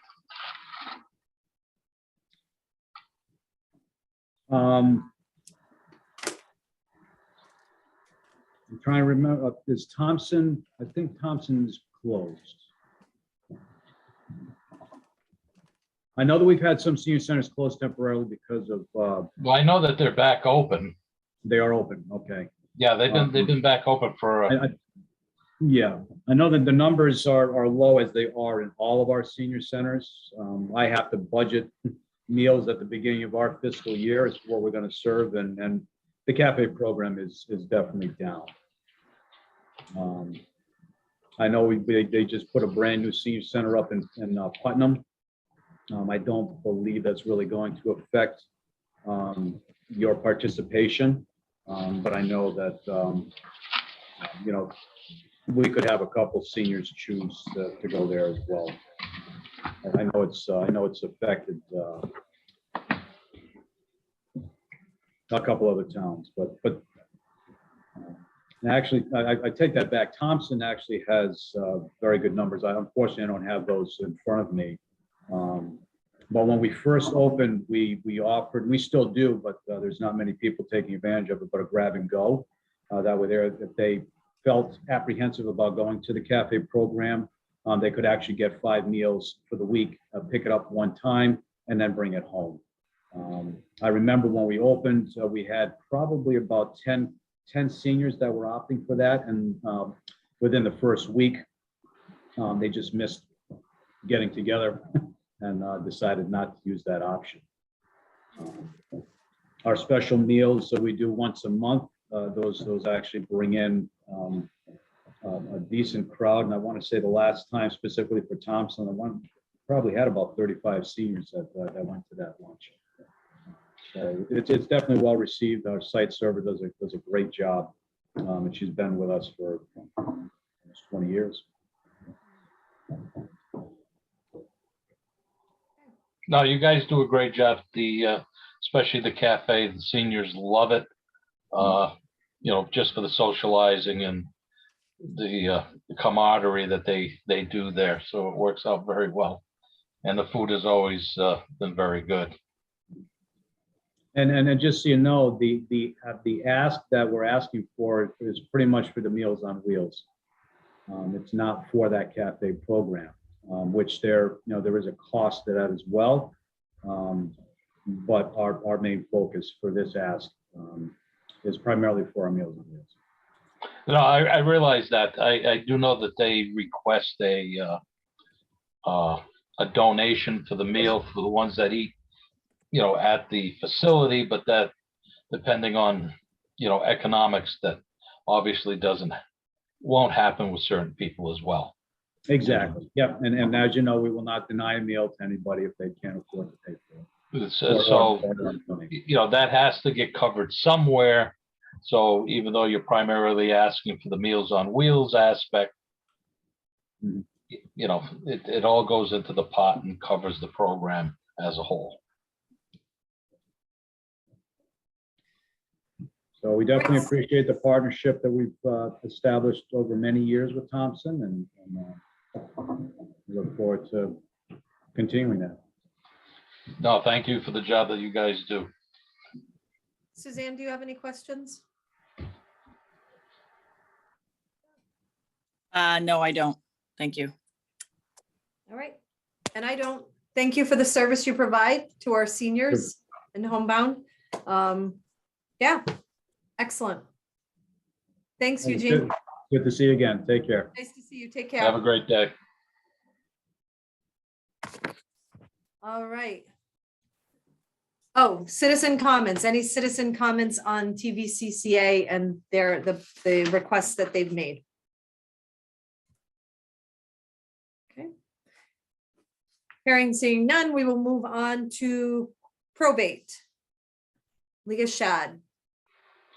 I did tell her we were, okay, there we go. Yep, Hi, I'm Leah. here. Hello. How are you, Amy? Good. Hey, Leah, how you doing? I'm good. Let me get you on the screen. There you are. Oh, okay. So you're requesting, is there a change in the per capita, Leah? So yeah, the per capita changes every year. The actual entire budget went down for the probate court Right. this year, but just depending on each town's per capita. I think some towns gained citizenry and some towns lost. Right. You're requesting 10,100 is what it came out to based on a number of 9,185 people. Yes. Any questions? It's a pretty straightforward. This is always the easy budget. It's a budget done by someone who's not good with numbers, so I keep it very simple. Suzanne, Ken, any thoughts, questions? It was 10,595 last year. Okay. It's pretty flat. It The is. one thing I will say, just to take a quick minute, we started doing some outreach from the probate court because we found that the seniors they were coming in, but we didn't have the facilities to sit down with them anymore. The way the court lies out with COVID. And one of the things the probate court I'm proud of and my clerks are wonderful at is they really can sit with someone for a couple of hours, helping them with forms, walking them through the procedures. So it was my chief clerk's idea actually to go out to the towns. We just started this week. Actually, Thompson was our first attempt. We went to your community center and some lovely people came in and we got some great ideas on how to proceed in the future. And I think we're going to try to do it every other month. Nice. That I'll come with a clerk and we can sit down and help people. We'll come to them since they can't come to us. But your town was great to work with. They set us right up. It was really easy. So thank you. Excellent. Good to hear. Thank you so much for that positive report. If there's no questions, any citizen comments? No, I guess I'm good because it's all driven by per capita. So it's always stayed very well for us in the budgetary aspects of it. So thanks, Leah. Thank you, Kenny. I appreciate it. Excellent. Thanks, Thank you. Leah. All right. Good luck with your budget. Thank you. Have a good Thanks. one. All right, Northeast District Department of Health. I think we have Melissa Nichols. Yep. Hi. Hi, good evening, or it's soon to be evening, right? My name is Melissa Nichols. I am the finance manager here at the Northeast District Department of Health. I have been here for the last 6 years doing budgets and sharing information with the towns. Sue was unable to attend today. So if I cannot answer a question today, please put it in email format, send it over to me at my email, and I'll make sure she answers any of the questions I can't answer for you when we get to that part. I guess you annually ask the director to come down and share information. She has shared your annual report to see where Thompson has come up, and also our financial report there listed for fiscal 2021. Orla and Delpha are your board representatives who come to our meetings and make sure we do what we need to do to help the district, continue to strive. So this is the information from our auditor after we've been audited. We had a successful audit yet again. We have been able to put a little bit of funds in our reserve instead of taking it out. There are several reasons why. Some of it has to do with COVID, some has to do with grants, and other reasons. Unfortunately, some savings comes from payroll when you lose staff members here at NDDH. So that information gives you the first one gives you the total revenue from 2020 to 2021. We increased our income by $325,000. Out of that $325,000, $260,000 was grant funded. That went basically towards COVID type events or to help us support, like I said, town events and things like that. I just figured I would give you a quick, information regarding that. We did, like I said, put about $7,500 we kept in the reserve, so we didn't go into it. And then on our expenses, we actually, it will show you on the second slide that it shows the reserve account went in for $11,000. It's really general fund went in for $7,500. The other portion was for grant funds that we would use in fiscal 22. So, but everything has to balance, as you know. Majority of our operational expenses is personnel, as you can see at 82%. Operational expenses, your lights, your heat, we're at 10. The rent goes up every year about 2.5%, everything rounded to even percentages. So we're basically running as much as we can on pennies. We're trying to be very smart with your money. And COVID obviously has been very interesting the last 2 years that we've all been trying to work through our budgets. I didn't know if you had any questions regarding either of the slides or some of the sources of funding or expenses for me. Or do you save all that at the end? I'm sorry. No, that's okay. No, we can open it up, certainly. If there's any questions from either selectman, myself too. I don't have anything right now. No, neither do I. Melissa, the only question I would have, and this is something I posed to Sue, and maybe it's a Sue question, and I can certainly email her. Running a food service operation is my other hat that I wear. And we have not been inspected in 2 years. And yet we still pay an annual fee. Exactly.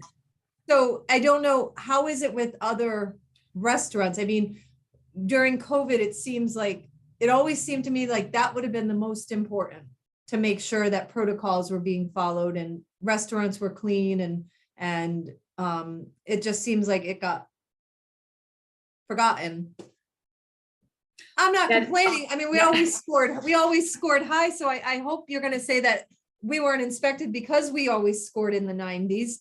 But it still leaves me, it just I know for my food service friends, it's rough to make out that check and it's like, wow, we're not even being served right now.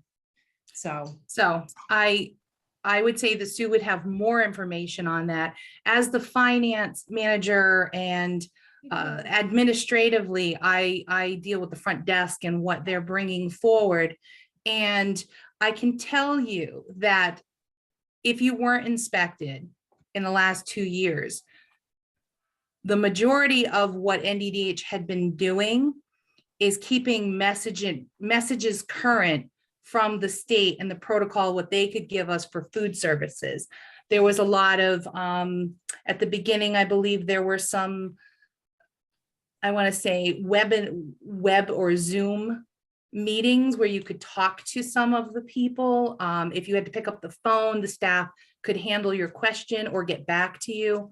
I can tell you on that aspect, I know that some food establishments, especially the class 4s, where they are considered extremely, you know, probably not going to use the right word, like the nursing homes or getting out to the hospital. At some point, you couldn't even be let into those facilities to even do the inspection. We have been picking up on doing more inspections. I know the annual bills were just due in December, and I understand your concern or frustration.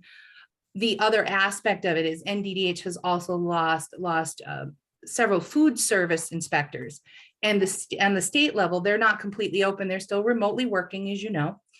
They're not certifying these food establishments. The FDA code came out, they made some changes, and then everything just stalled for like a year or two. And then again, we were like, okay, let's get our people certified. You have to, in order to get food certification, you have to have a bachelor's degree. It can be in anything. It doesn't have to be public health, but you get your bachelor's degree and then you go and take your class. And your class can take you at least a year, the class, and then doing all the inspections and learning what you're supposed to.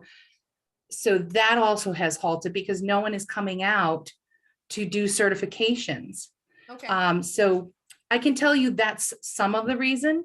We didn't have the trained certified staff to do the job. I can totally understand that. That makes sense. Thank you. You're That it welcome. really answers my question. So I Good. appreciate it. Hopefully I didn't go too overboard. No, not at all. No, it's perfect. Good. It totally explains. So, is there anything else that you wanted to share with the board at this time? I just wanted to share really quickly a few things about the annual report that was sent out to you. I just did some quick reviews. The town of Thompson right now is the second town in our district that we provide a higher percentage to.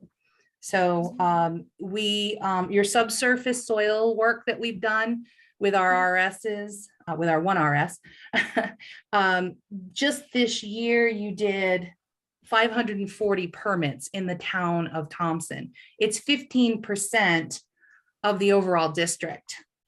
And the only other town that's slightly higher than you is Killingly. So we want you to know that you are obviously growing a lot of new houses in your area.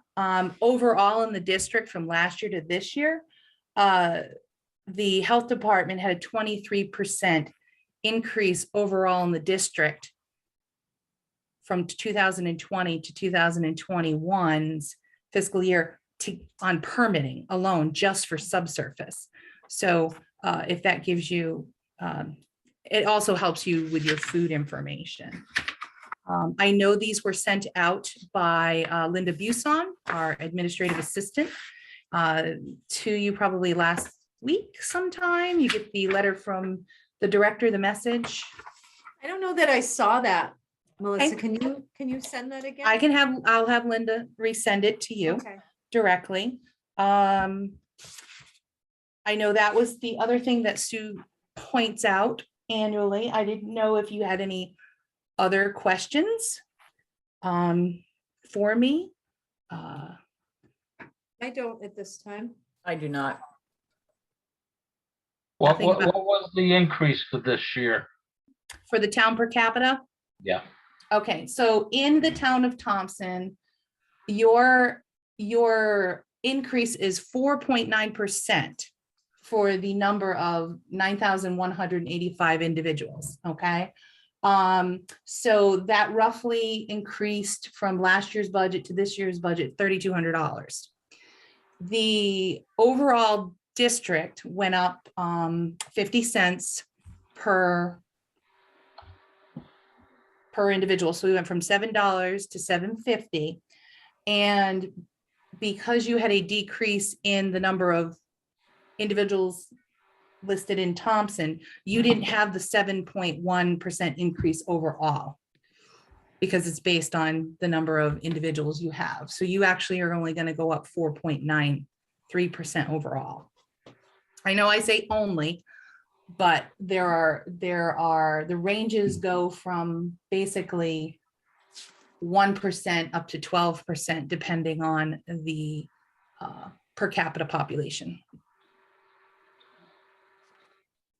thank you. Okay. Okay. If there are no other questions from the selectmen, I open the floor to our citizens. Any citizen comments at this time?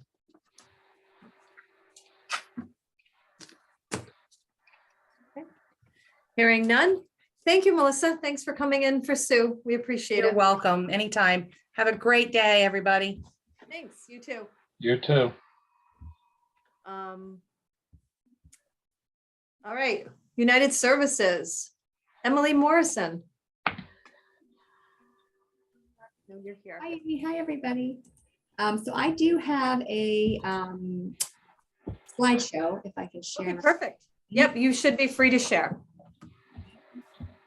Right, there you go. Can everybody see? Oh, Yes.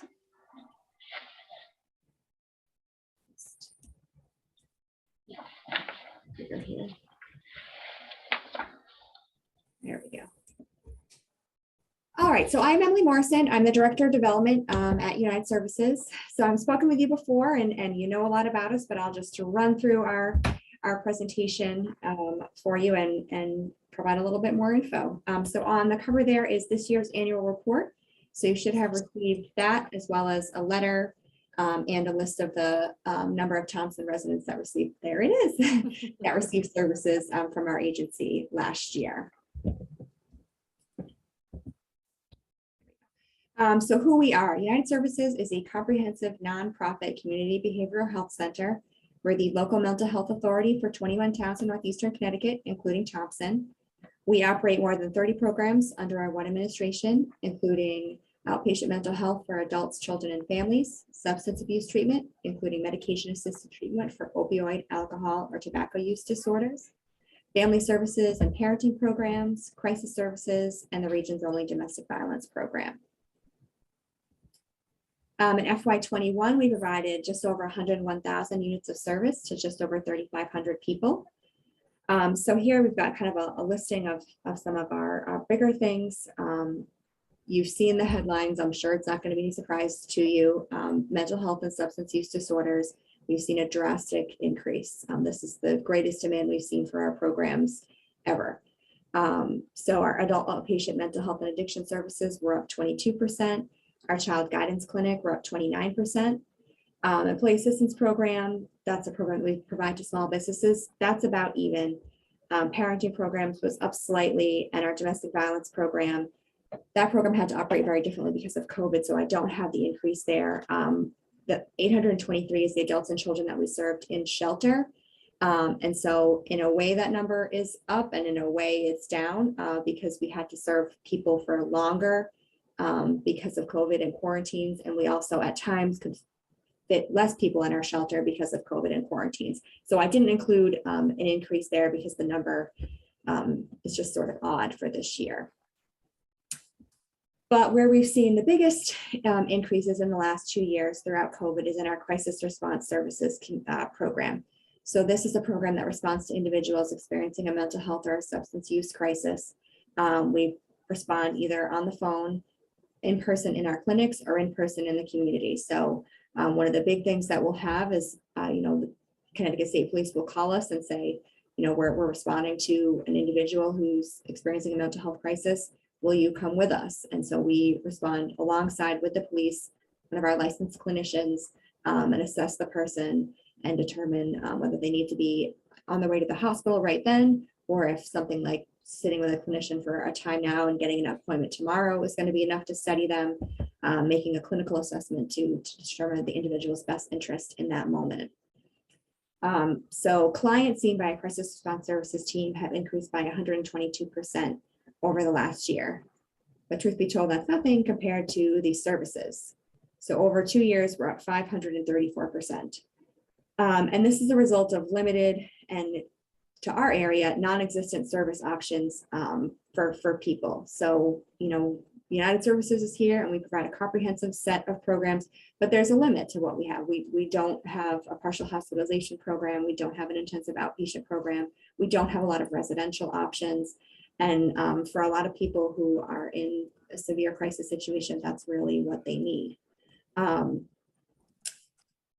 So we're also seeing a lot of people who have not previously connected with the service system. So it's a very intensive process connecting with them when they're first in crisis, getting them stabilized, and then getting them support and wraparound care with primary care, with benefits, with getting back into the employment market.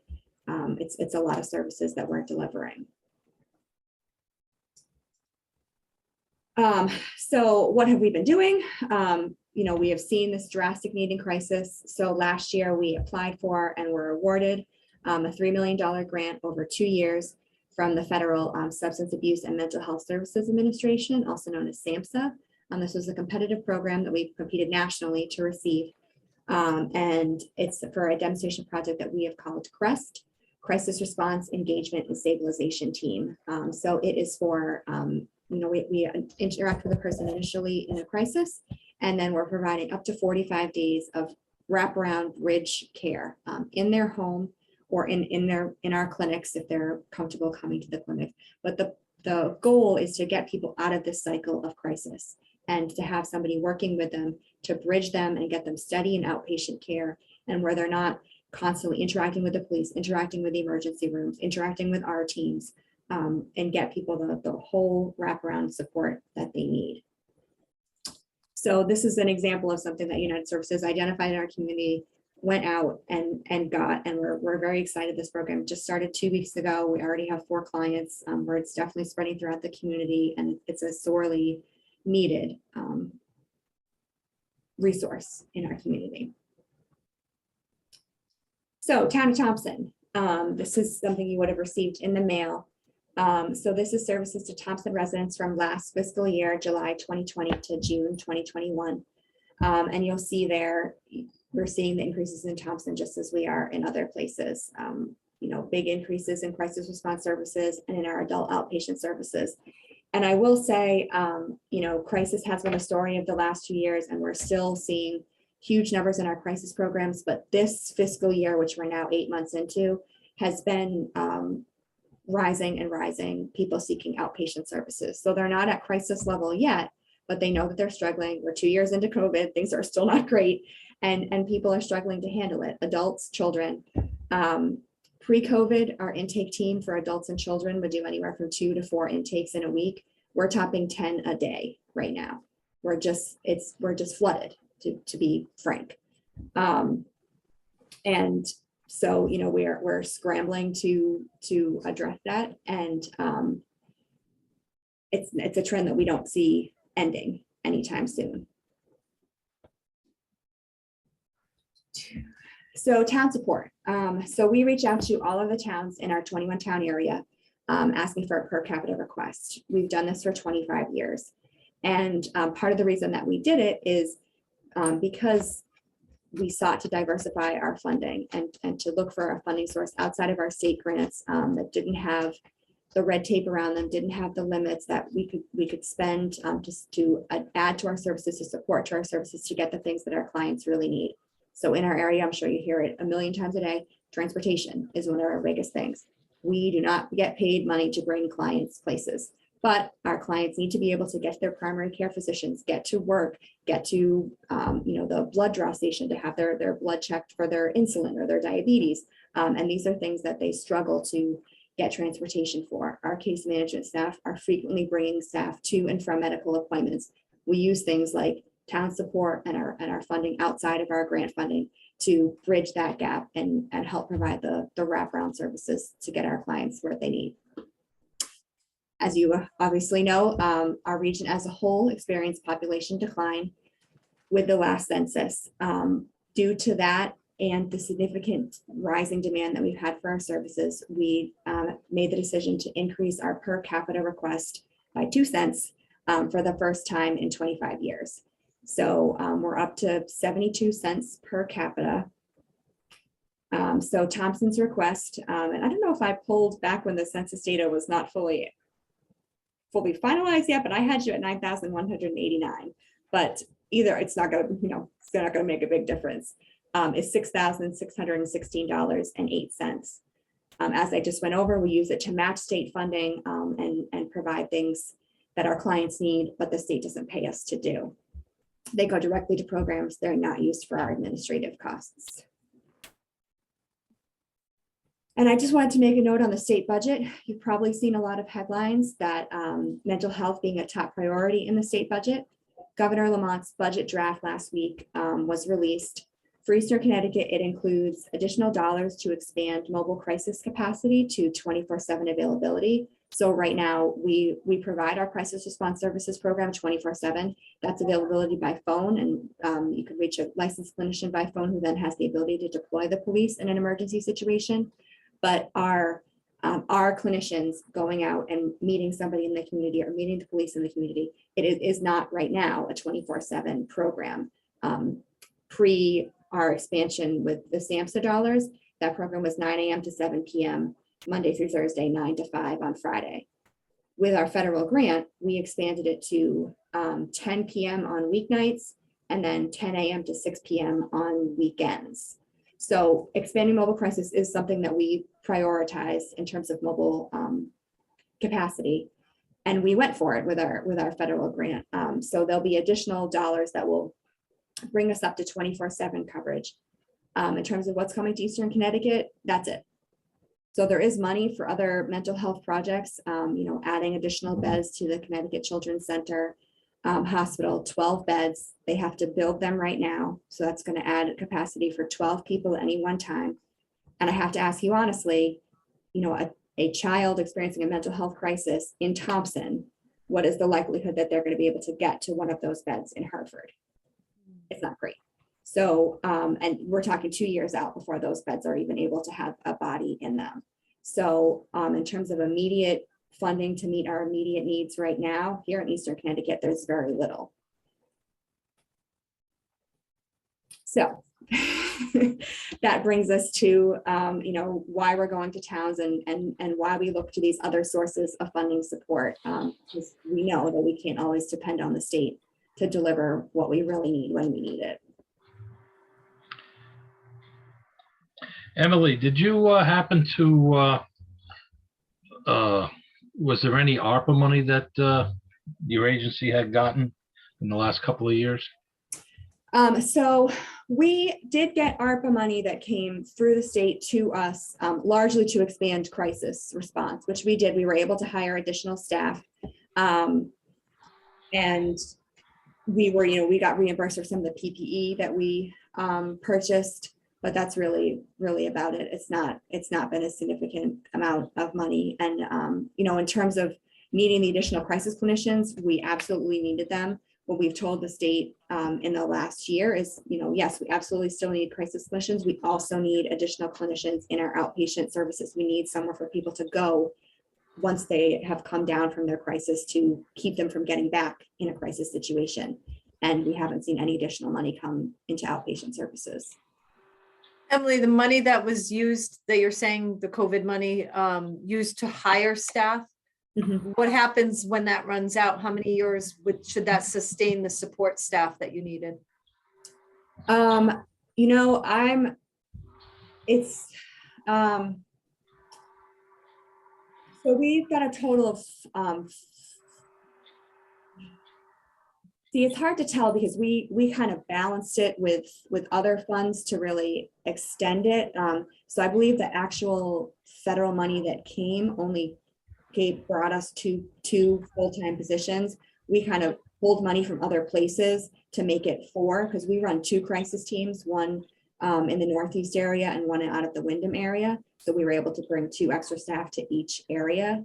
There haven't been conversations about when that money's gonna twilight. And for us, we got the federal grant money. So that also brought an additional infusion to our crisis program. So at least for the next 2 years, we're optimistic about where we are in terms of crisis staffing, in terms of the funding, availability for it. Right. Any other questions from the selectmen? No, I'm good. I'm good. Emily, my only other question is on the services provided to the town of Thompson, where it says resident contacts. It's a total of 255. Is there any overlap within those categories? Like maybe someone had crisis response service and then eventually psychiatric services. Is there some overlap in the numbers? Just want to have an accurate picture. Not in those numbers. So you're absolutely right. Many of the people who seek our services end up in multiple programs. That's a beauty of our agency, the warm handshakes that bring in them to the different services that we need. This program, that when I calculate these numbers, it pulls people from their home program, so how they entered our agency or where they received the bulk of their services. So no, there is not duplication in the count of these people. Okay, great. That's good to In know. terms of this count, you're absolutely right. One of those 9 in crisis responses could also be receiving psychiatric services, but they wouldn't be counted twice in your number. Okay. They're counted based on what they initially potentially. Yes. Yeah. Yep. We pull them from, the word in our system is home program, but their primary program within us is where they're counted in this count. Perfect. All right. I think the spike in the crisis and mental health and abuse, substance abuse, it's huge, totally pandemic related. Thank you for the work that you do in our community. Oh, For sure. Thank you so much for taking the time. Thank you. And our public audience has left, so I will not open this to citizen comments. Thanks, Emily. All right. Thank you. All right, Ken and Suzanne, we have one more presenter. It's a new one. We've never gotten a request from Day Kimball Homemakers. And they made the request, so I asked them to come in. She should be on her way in. She wasn't scheduled technically until 6. But she knows that we're going to be finishing up and she's going to dial in any second. But I'm going to take this opportunity to go to the bathroom. Oh, I just said that. It's on recording. Yeah, more information than we needed to know. Hey, Suzanne, did you happen to have any chance to look at your ClearGov? I'm on it. I signed in when I got home and Yeah. I don't know if the numbers have changed because I don't have the actual numbers. You know what I mean? Yeah, I've been playing with it and watching it, and I even sent out a support request to ClearGov. They acknowledged they got it, but nothing else has happened. It's not updating. Right. Yeah, I don't think mine is either. No. I was trying to figure it out when they were presenting, but I don't see. None of it. Yeah. So, I mean, it's going to make it very difficult for us to finalize a budget without seeing some hard information. Yeah, with without the real numbers, if Yeah. they have to, they'll have to print it out for us. You know, we'll go do it the old way. But I totally agree. We can't really. Yeah. Yeah, you know, I mean, we can look at the budget book that's printed. I mean, that's online. You can take a look at it, but it's the, Oh, that's true. But Yeah, that's but not it- gonna have the updated numbers. no, Right? it doesn't have the updated numbers. No, That's that's where the we're missing. PDF of what we started with, or, yeah. Yeah. So, yeah, we're gonna, and I guess we could go with the screen, but I really would rather be able to look at it at home, you know. At our leisure to take a good Yeah. look at it when it's quiet. Exactly. I like to go through it without distraction, like you said, and I really like to highlight and look at, and I think I can do it online. I just need the exact numbers. Ken and I Yeah. both were saying, Amy, did you get a chance to sign into my account? I did, and I saw exactly what Ken saw, and I tried to make some corrections to it. But I missed what Ken said. Did one of the tech people call you back? or Never message you back yet? got back. All right, apparently I did talk to the trainer that initially did the training with Orla. And I'm going to have a conversation with her tomorrow. Worst case scenario, what I think is gonna happen is when we finish up, I've started entering in all the revenues.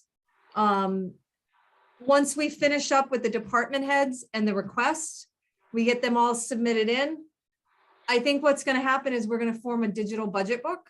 Okay, And that's what you're going to receive. It should be Okay. printable. I'm gonna ask Anna all those questions.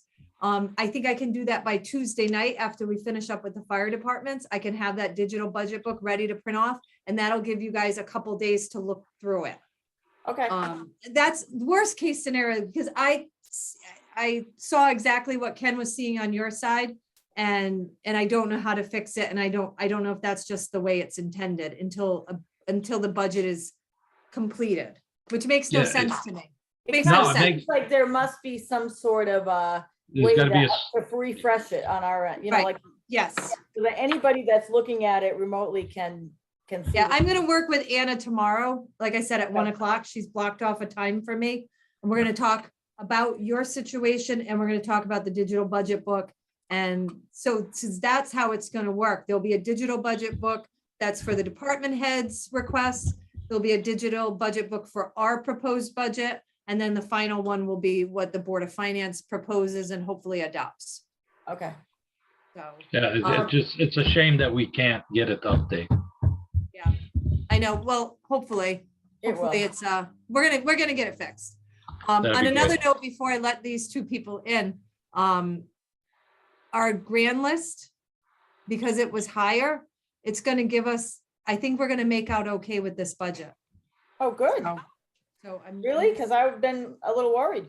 I have two, but I think it's gonna be okay. So, Anyways. Amy, where is Day Kimball Homemakers in this budget? it's not yet. It would be in Oh, general okay. services. We'll That's have what to I add was a looking line. and I didn't see it. Okay. I've never heard, I mean, I know they have the program, but I've never heard of it before. Hi, No? Jen. Good morning, or good morning. What am I saying? I'm tired.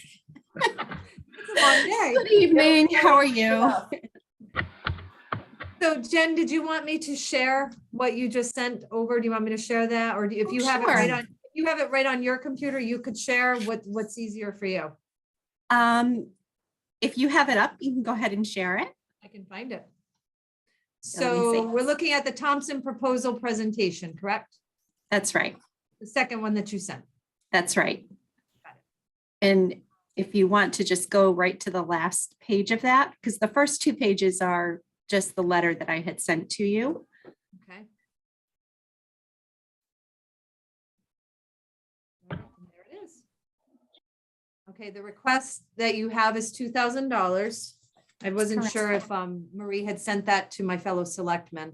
Marie's our assistant here in the office. Mhm. And you want to go to the last page? Tell me when it's right Yeah, here. that Okay. kind of just summarizes what we do with here with Day Kimball Healthcare at Home. So, we've been part of the community for decades, and, had a few different names here and there. And we do really pride ourselves on being part of the community and trying to support the unique needs that we have here in Northeastern Connecticut, because we know that often what happens in the rest of Connecticut doesn't always translate over here to us in the quiet corner. So each year I do reach out to the individual towns and request funding for different types of services that we provide. And what I noticed was we hadn't really asked Thompson for any funds for quite a while. I went back and I looked, and I couldn't even see when the last time we may have requested funds. I can't remember, and I've been on the board for 12 years. Okay, yeah, it would have been predating me and probably predating Renee too, who is on as well. If I hadn't introduced you to her, I'm sorry. This is Renee Smith is the VP of Post-Acute Services. So she oversees all of Day Kimball Healthcare at Home and Day Kimball Outpatient Services and Inpatient Physical Medicine. Did I get that right? You did. You did. Okay. Hi, everybody. Hi, Renee. So Renee's my boss, basically. And she's also been working in home care for longer than I have, and I've been here for 21 years. So it's been a long time. Yeah, Jen graciously took over the town budget proposal process. Okay. She's doing a wonderful job. And I'm trying to think about in the years that I sent them out, which was probably 4 or 5 years. I don't recall requesting, and I think, and I don't want to say this for sure, but I think what happened in some cases is maybe we'd asked for a few years and hadn't gotten anything. And this isn't just Thompson, this would be some of the other towns, or after a while, we weren't included in the budget. So we just stopped asking. But anyway. Yeah, and we understand the pressures that the towns are under in terms of managing town budgets too. So, we're sensitive to that as well. So, but then, a few years ago, this thing called COVID-19 came along and really has tested all of our resilience, here in home care, in the hospital, I mean, everywhere. It's not just germane to the healthcare arena, it's schools, it's towns, it's families, it's everybody. It's affected all of us, and it's really taxed our resources. So I thought if there was a time that I should reach out, it's probably now.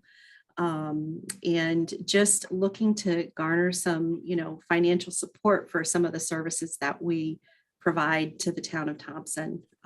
We do, when looking back over 2021, we provided care to 215 residents of the town of Thompson. And that would be all different lengths of service. It could be anything from just a few days of service to several years of service, depending on the patient's needs. On average, we look at 30-day episodes of care throughout the course of the year. And for each one of those patients on average, they received almost 4 nursing visits, a little less than 1 social work visit, 1.2 home health aid visits, almost 3 physical therapy visits, 1 occupational therapy visit, and 0.1 speech therapy visit. So that's an average among all the patients. So some patients may have gotten more of one visit type versus another or less.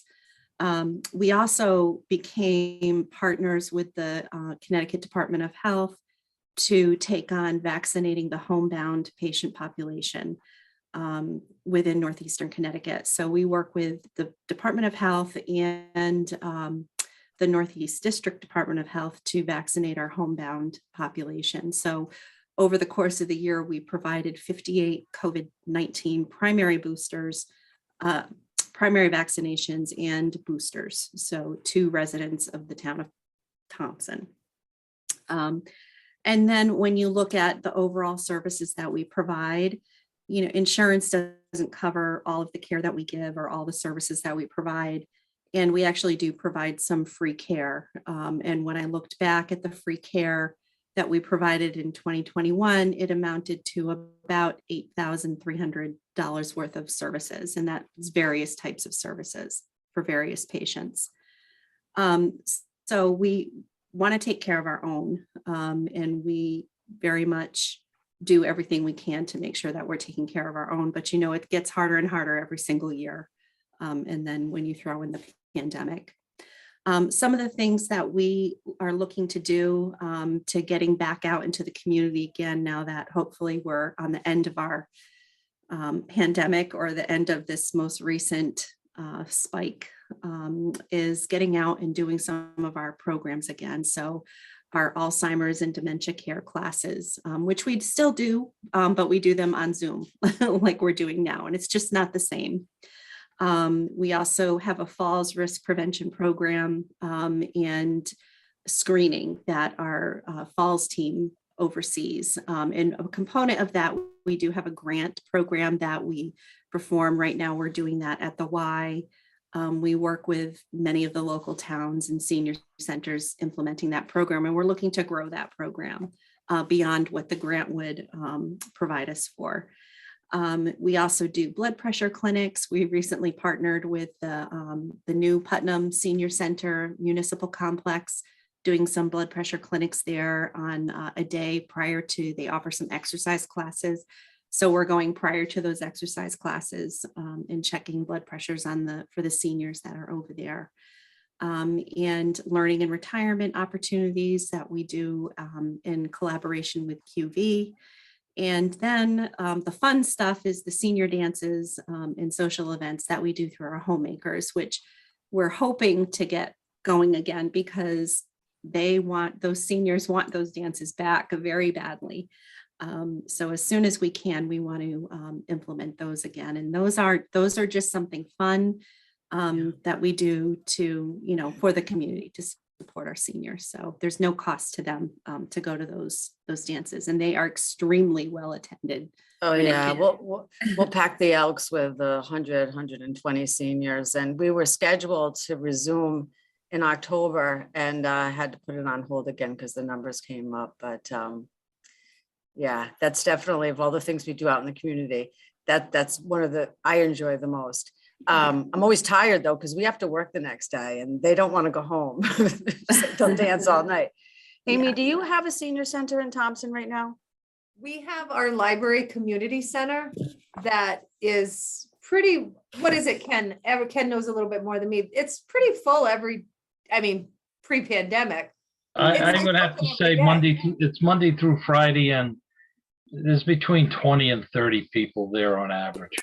Right, but overall, the senior group is my husband and I run G7 Catering, and we catered to the Thompson seniors this year for their Christmas event, and there was close to 100 people that showed up. So We don't have a separate. it's active, and we do have a lovely community center. I noticed seeing your notes here that you said possibly the senior center, which is our community center, could be a great place to hold events. So yeah, and I tapped into Kim Durand, who's a lifelong resident of Thompson, and she said that there's also a community day that I don't know if you've had it since the pandemic started, but she said that's often a great place to get out and provide some services and do some networking with our, community members too. So we are, looking to kind of grow and really support the needs of Thompson and our community. And, anything that you can do to help us would be much appreciated. We're going to do this anyway.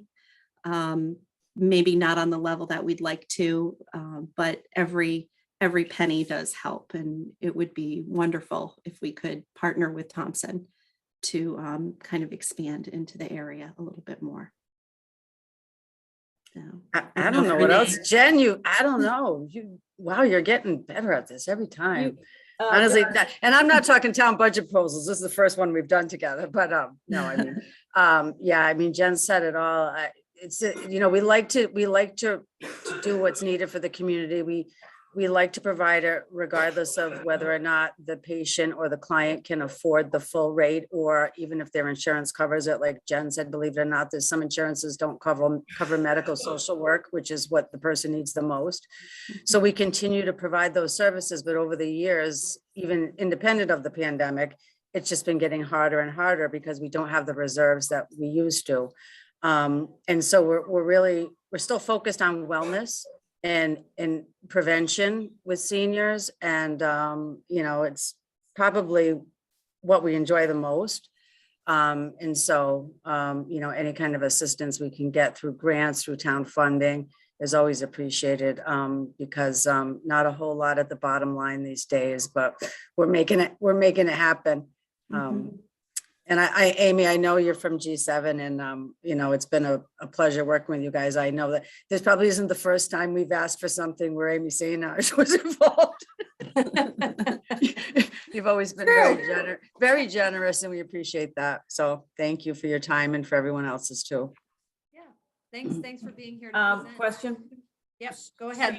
you're providing VNA services? VNA, yeah, VNA. yep, visiting And nurse. you're also a nonprofit? We are. Okay. We are. We also provide non-medical services. That would be our homemakers program. So personal care aides and homemakers, companions, just basically What is the funding source for that? Is that through Medicare? for homemakers, we have a private pay portion. We also accept Medicaid. We work with the Connecticut State Home Care Program. We have a grant through Senior Resources in Norwich. Yeah. And that's the short-term service? That's more long-term. Home health, what Jen was talking more about.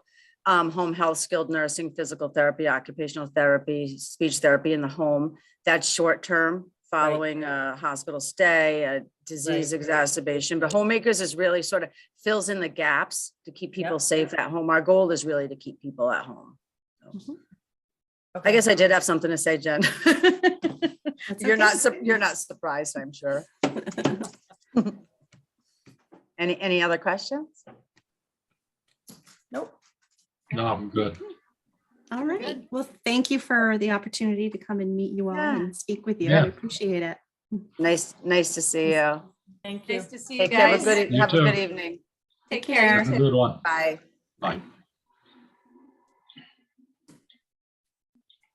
All right, something to think about. It's a new ask. Yeah. So some of the ones that we're probably not going to hear from is community kitchens. But we can discuss it as we go item by item, and the Sexual Assault Crisis Center and Quinnebog Valley Senior Center. We've always sort of given a token amount to, but they're not going to be presenting to us. So That's understandable with the token amount that we get. Yeah. because we do have our seniors in town that we Sure. are trying to support, so. And I know some of them go there. That's the reason they ask, because some of our seniors do go there. So with the Day Campbell homemaking program, I am familiar with it. When my mother was here, we had them come in and they do a very nice job, and they are a fee for service, like United Service. But if you can't afford to pay and you have no insurance or there's no funding source, some of them, they don't have a funding source. Even Medicaid won't cover them because they're not medically eligible. They will still come in and give assistance, go shopping, things like that. So it's a good program. Oh, I think so too. Yeah. Yeah, I worked with them when I was at Teague as well. Yeah. All right, so I will try to get is there any other thoughts before we, I think you Adjourn the just froze meeting? up on me. I can't hear you. can you hear No, me? I think we're good if we could just solve the Clear Gov program, make life a lot easier. Right, I There we think we go. Now I lost can hear. Suzanne. Can you hear us? I- Okay. for a second, I Yeah, don't I know mean, what that's happened. gonna be my job. Like I said, 1 o'clock tomorrow, we're gonna get it figured out and straightened out. When's our so- budget meeting? Our next budget meeting is Tuesday. Tuesday, okay. And then we have to decide when we're gonna meet again. I'm kind of leaning towards, I can't do the 23rd, but the 24th and 25th, maybe the 26th and I'll 28th. have to look. I'm just throwing all those dates out. Yeah, we can confirm that next Tuesday. All right, I'll put it on the agenda to discuss, so it's, because it's a special meeting and should be on the agenda. I will not be at the Board of Finance meeting tomorrow, Okay, just to let you know. okay, All right, yep. motion Motion, to adjourn? Suzanne's got it, 5:28. Ken, you got the second? Motion Yep. by Suzanne, second by Ken, 5:28 PM, all in favor? Aye. Aye. Aye. Thanks, guys. Have a Good good night. night. Have a good night.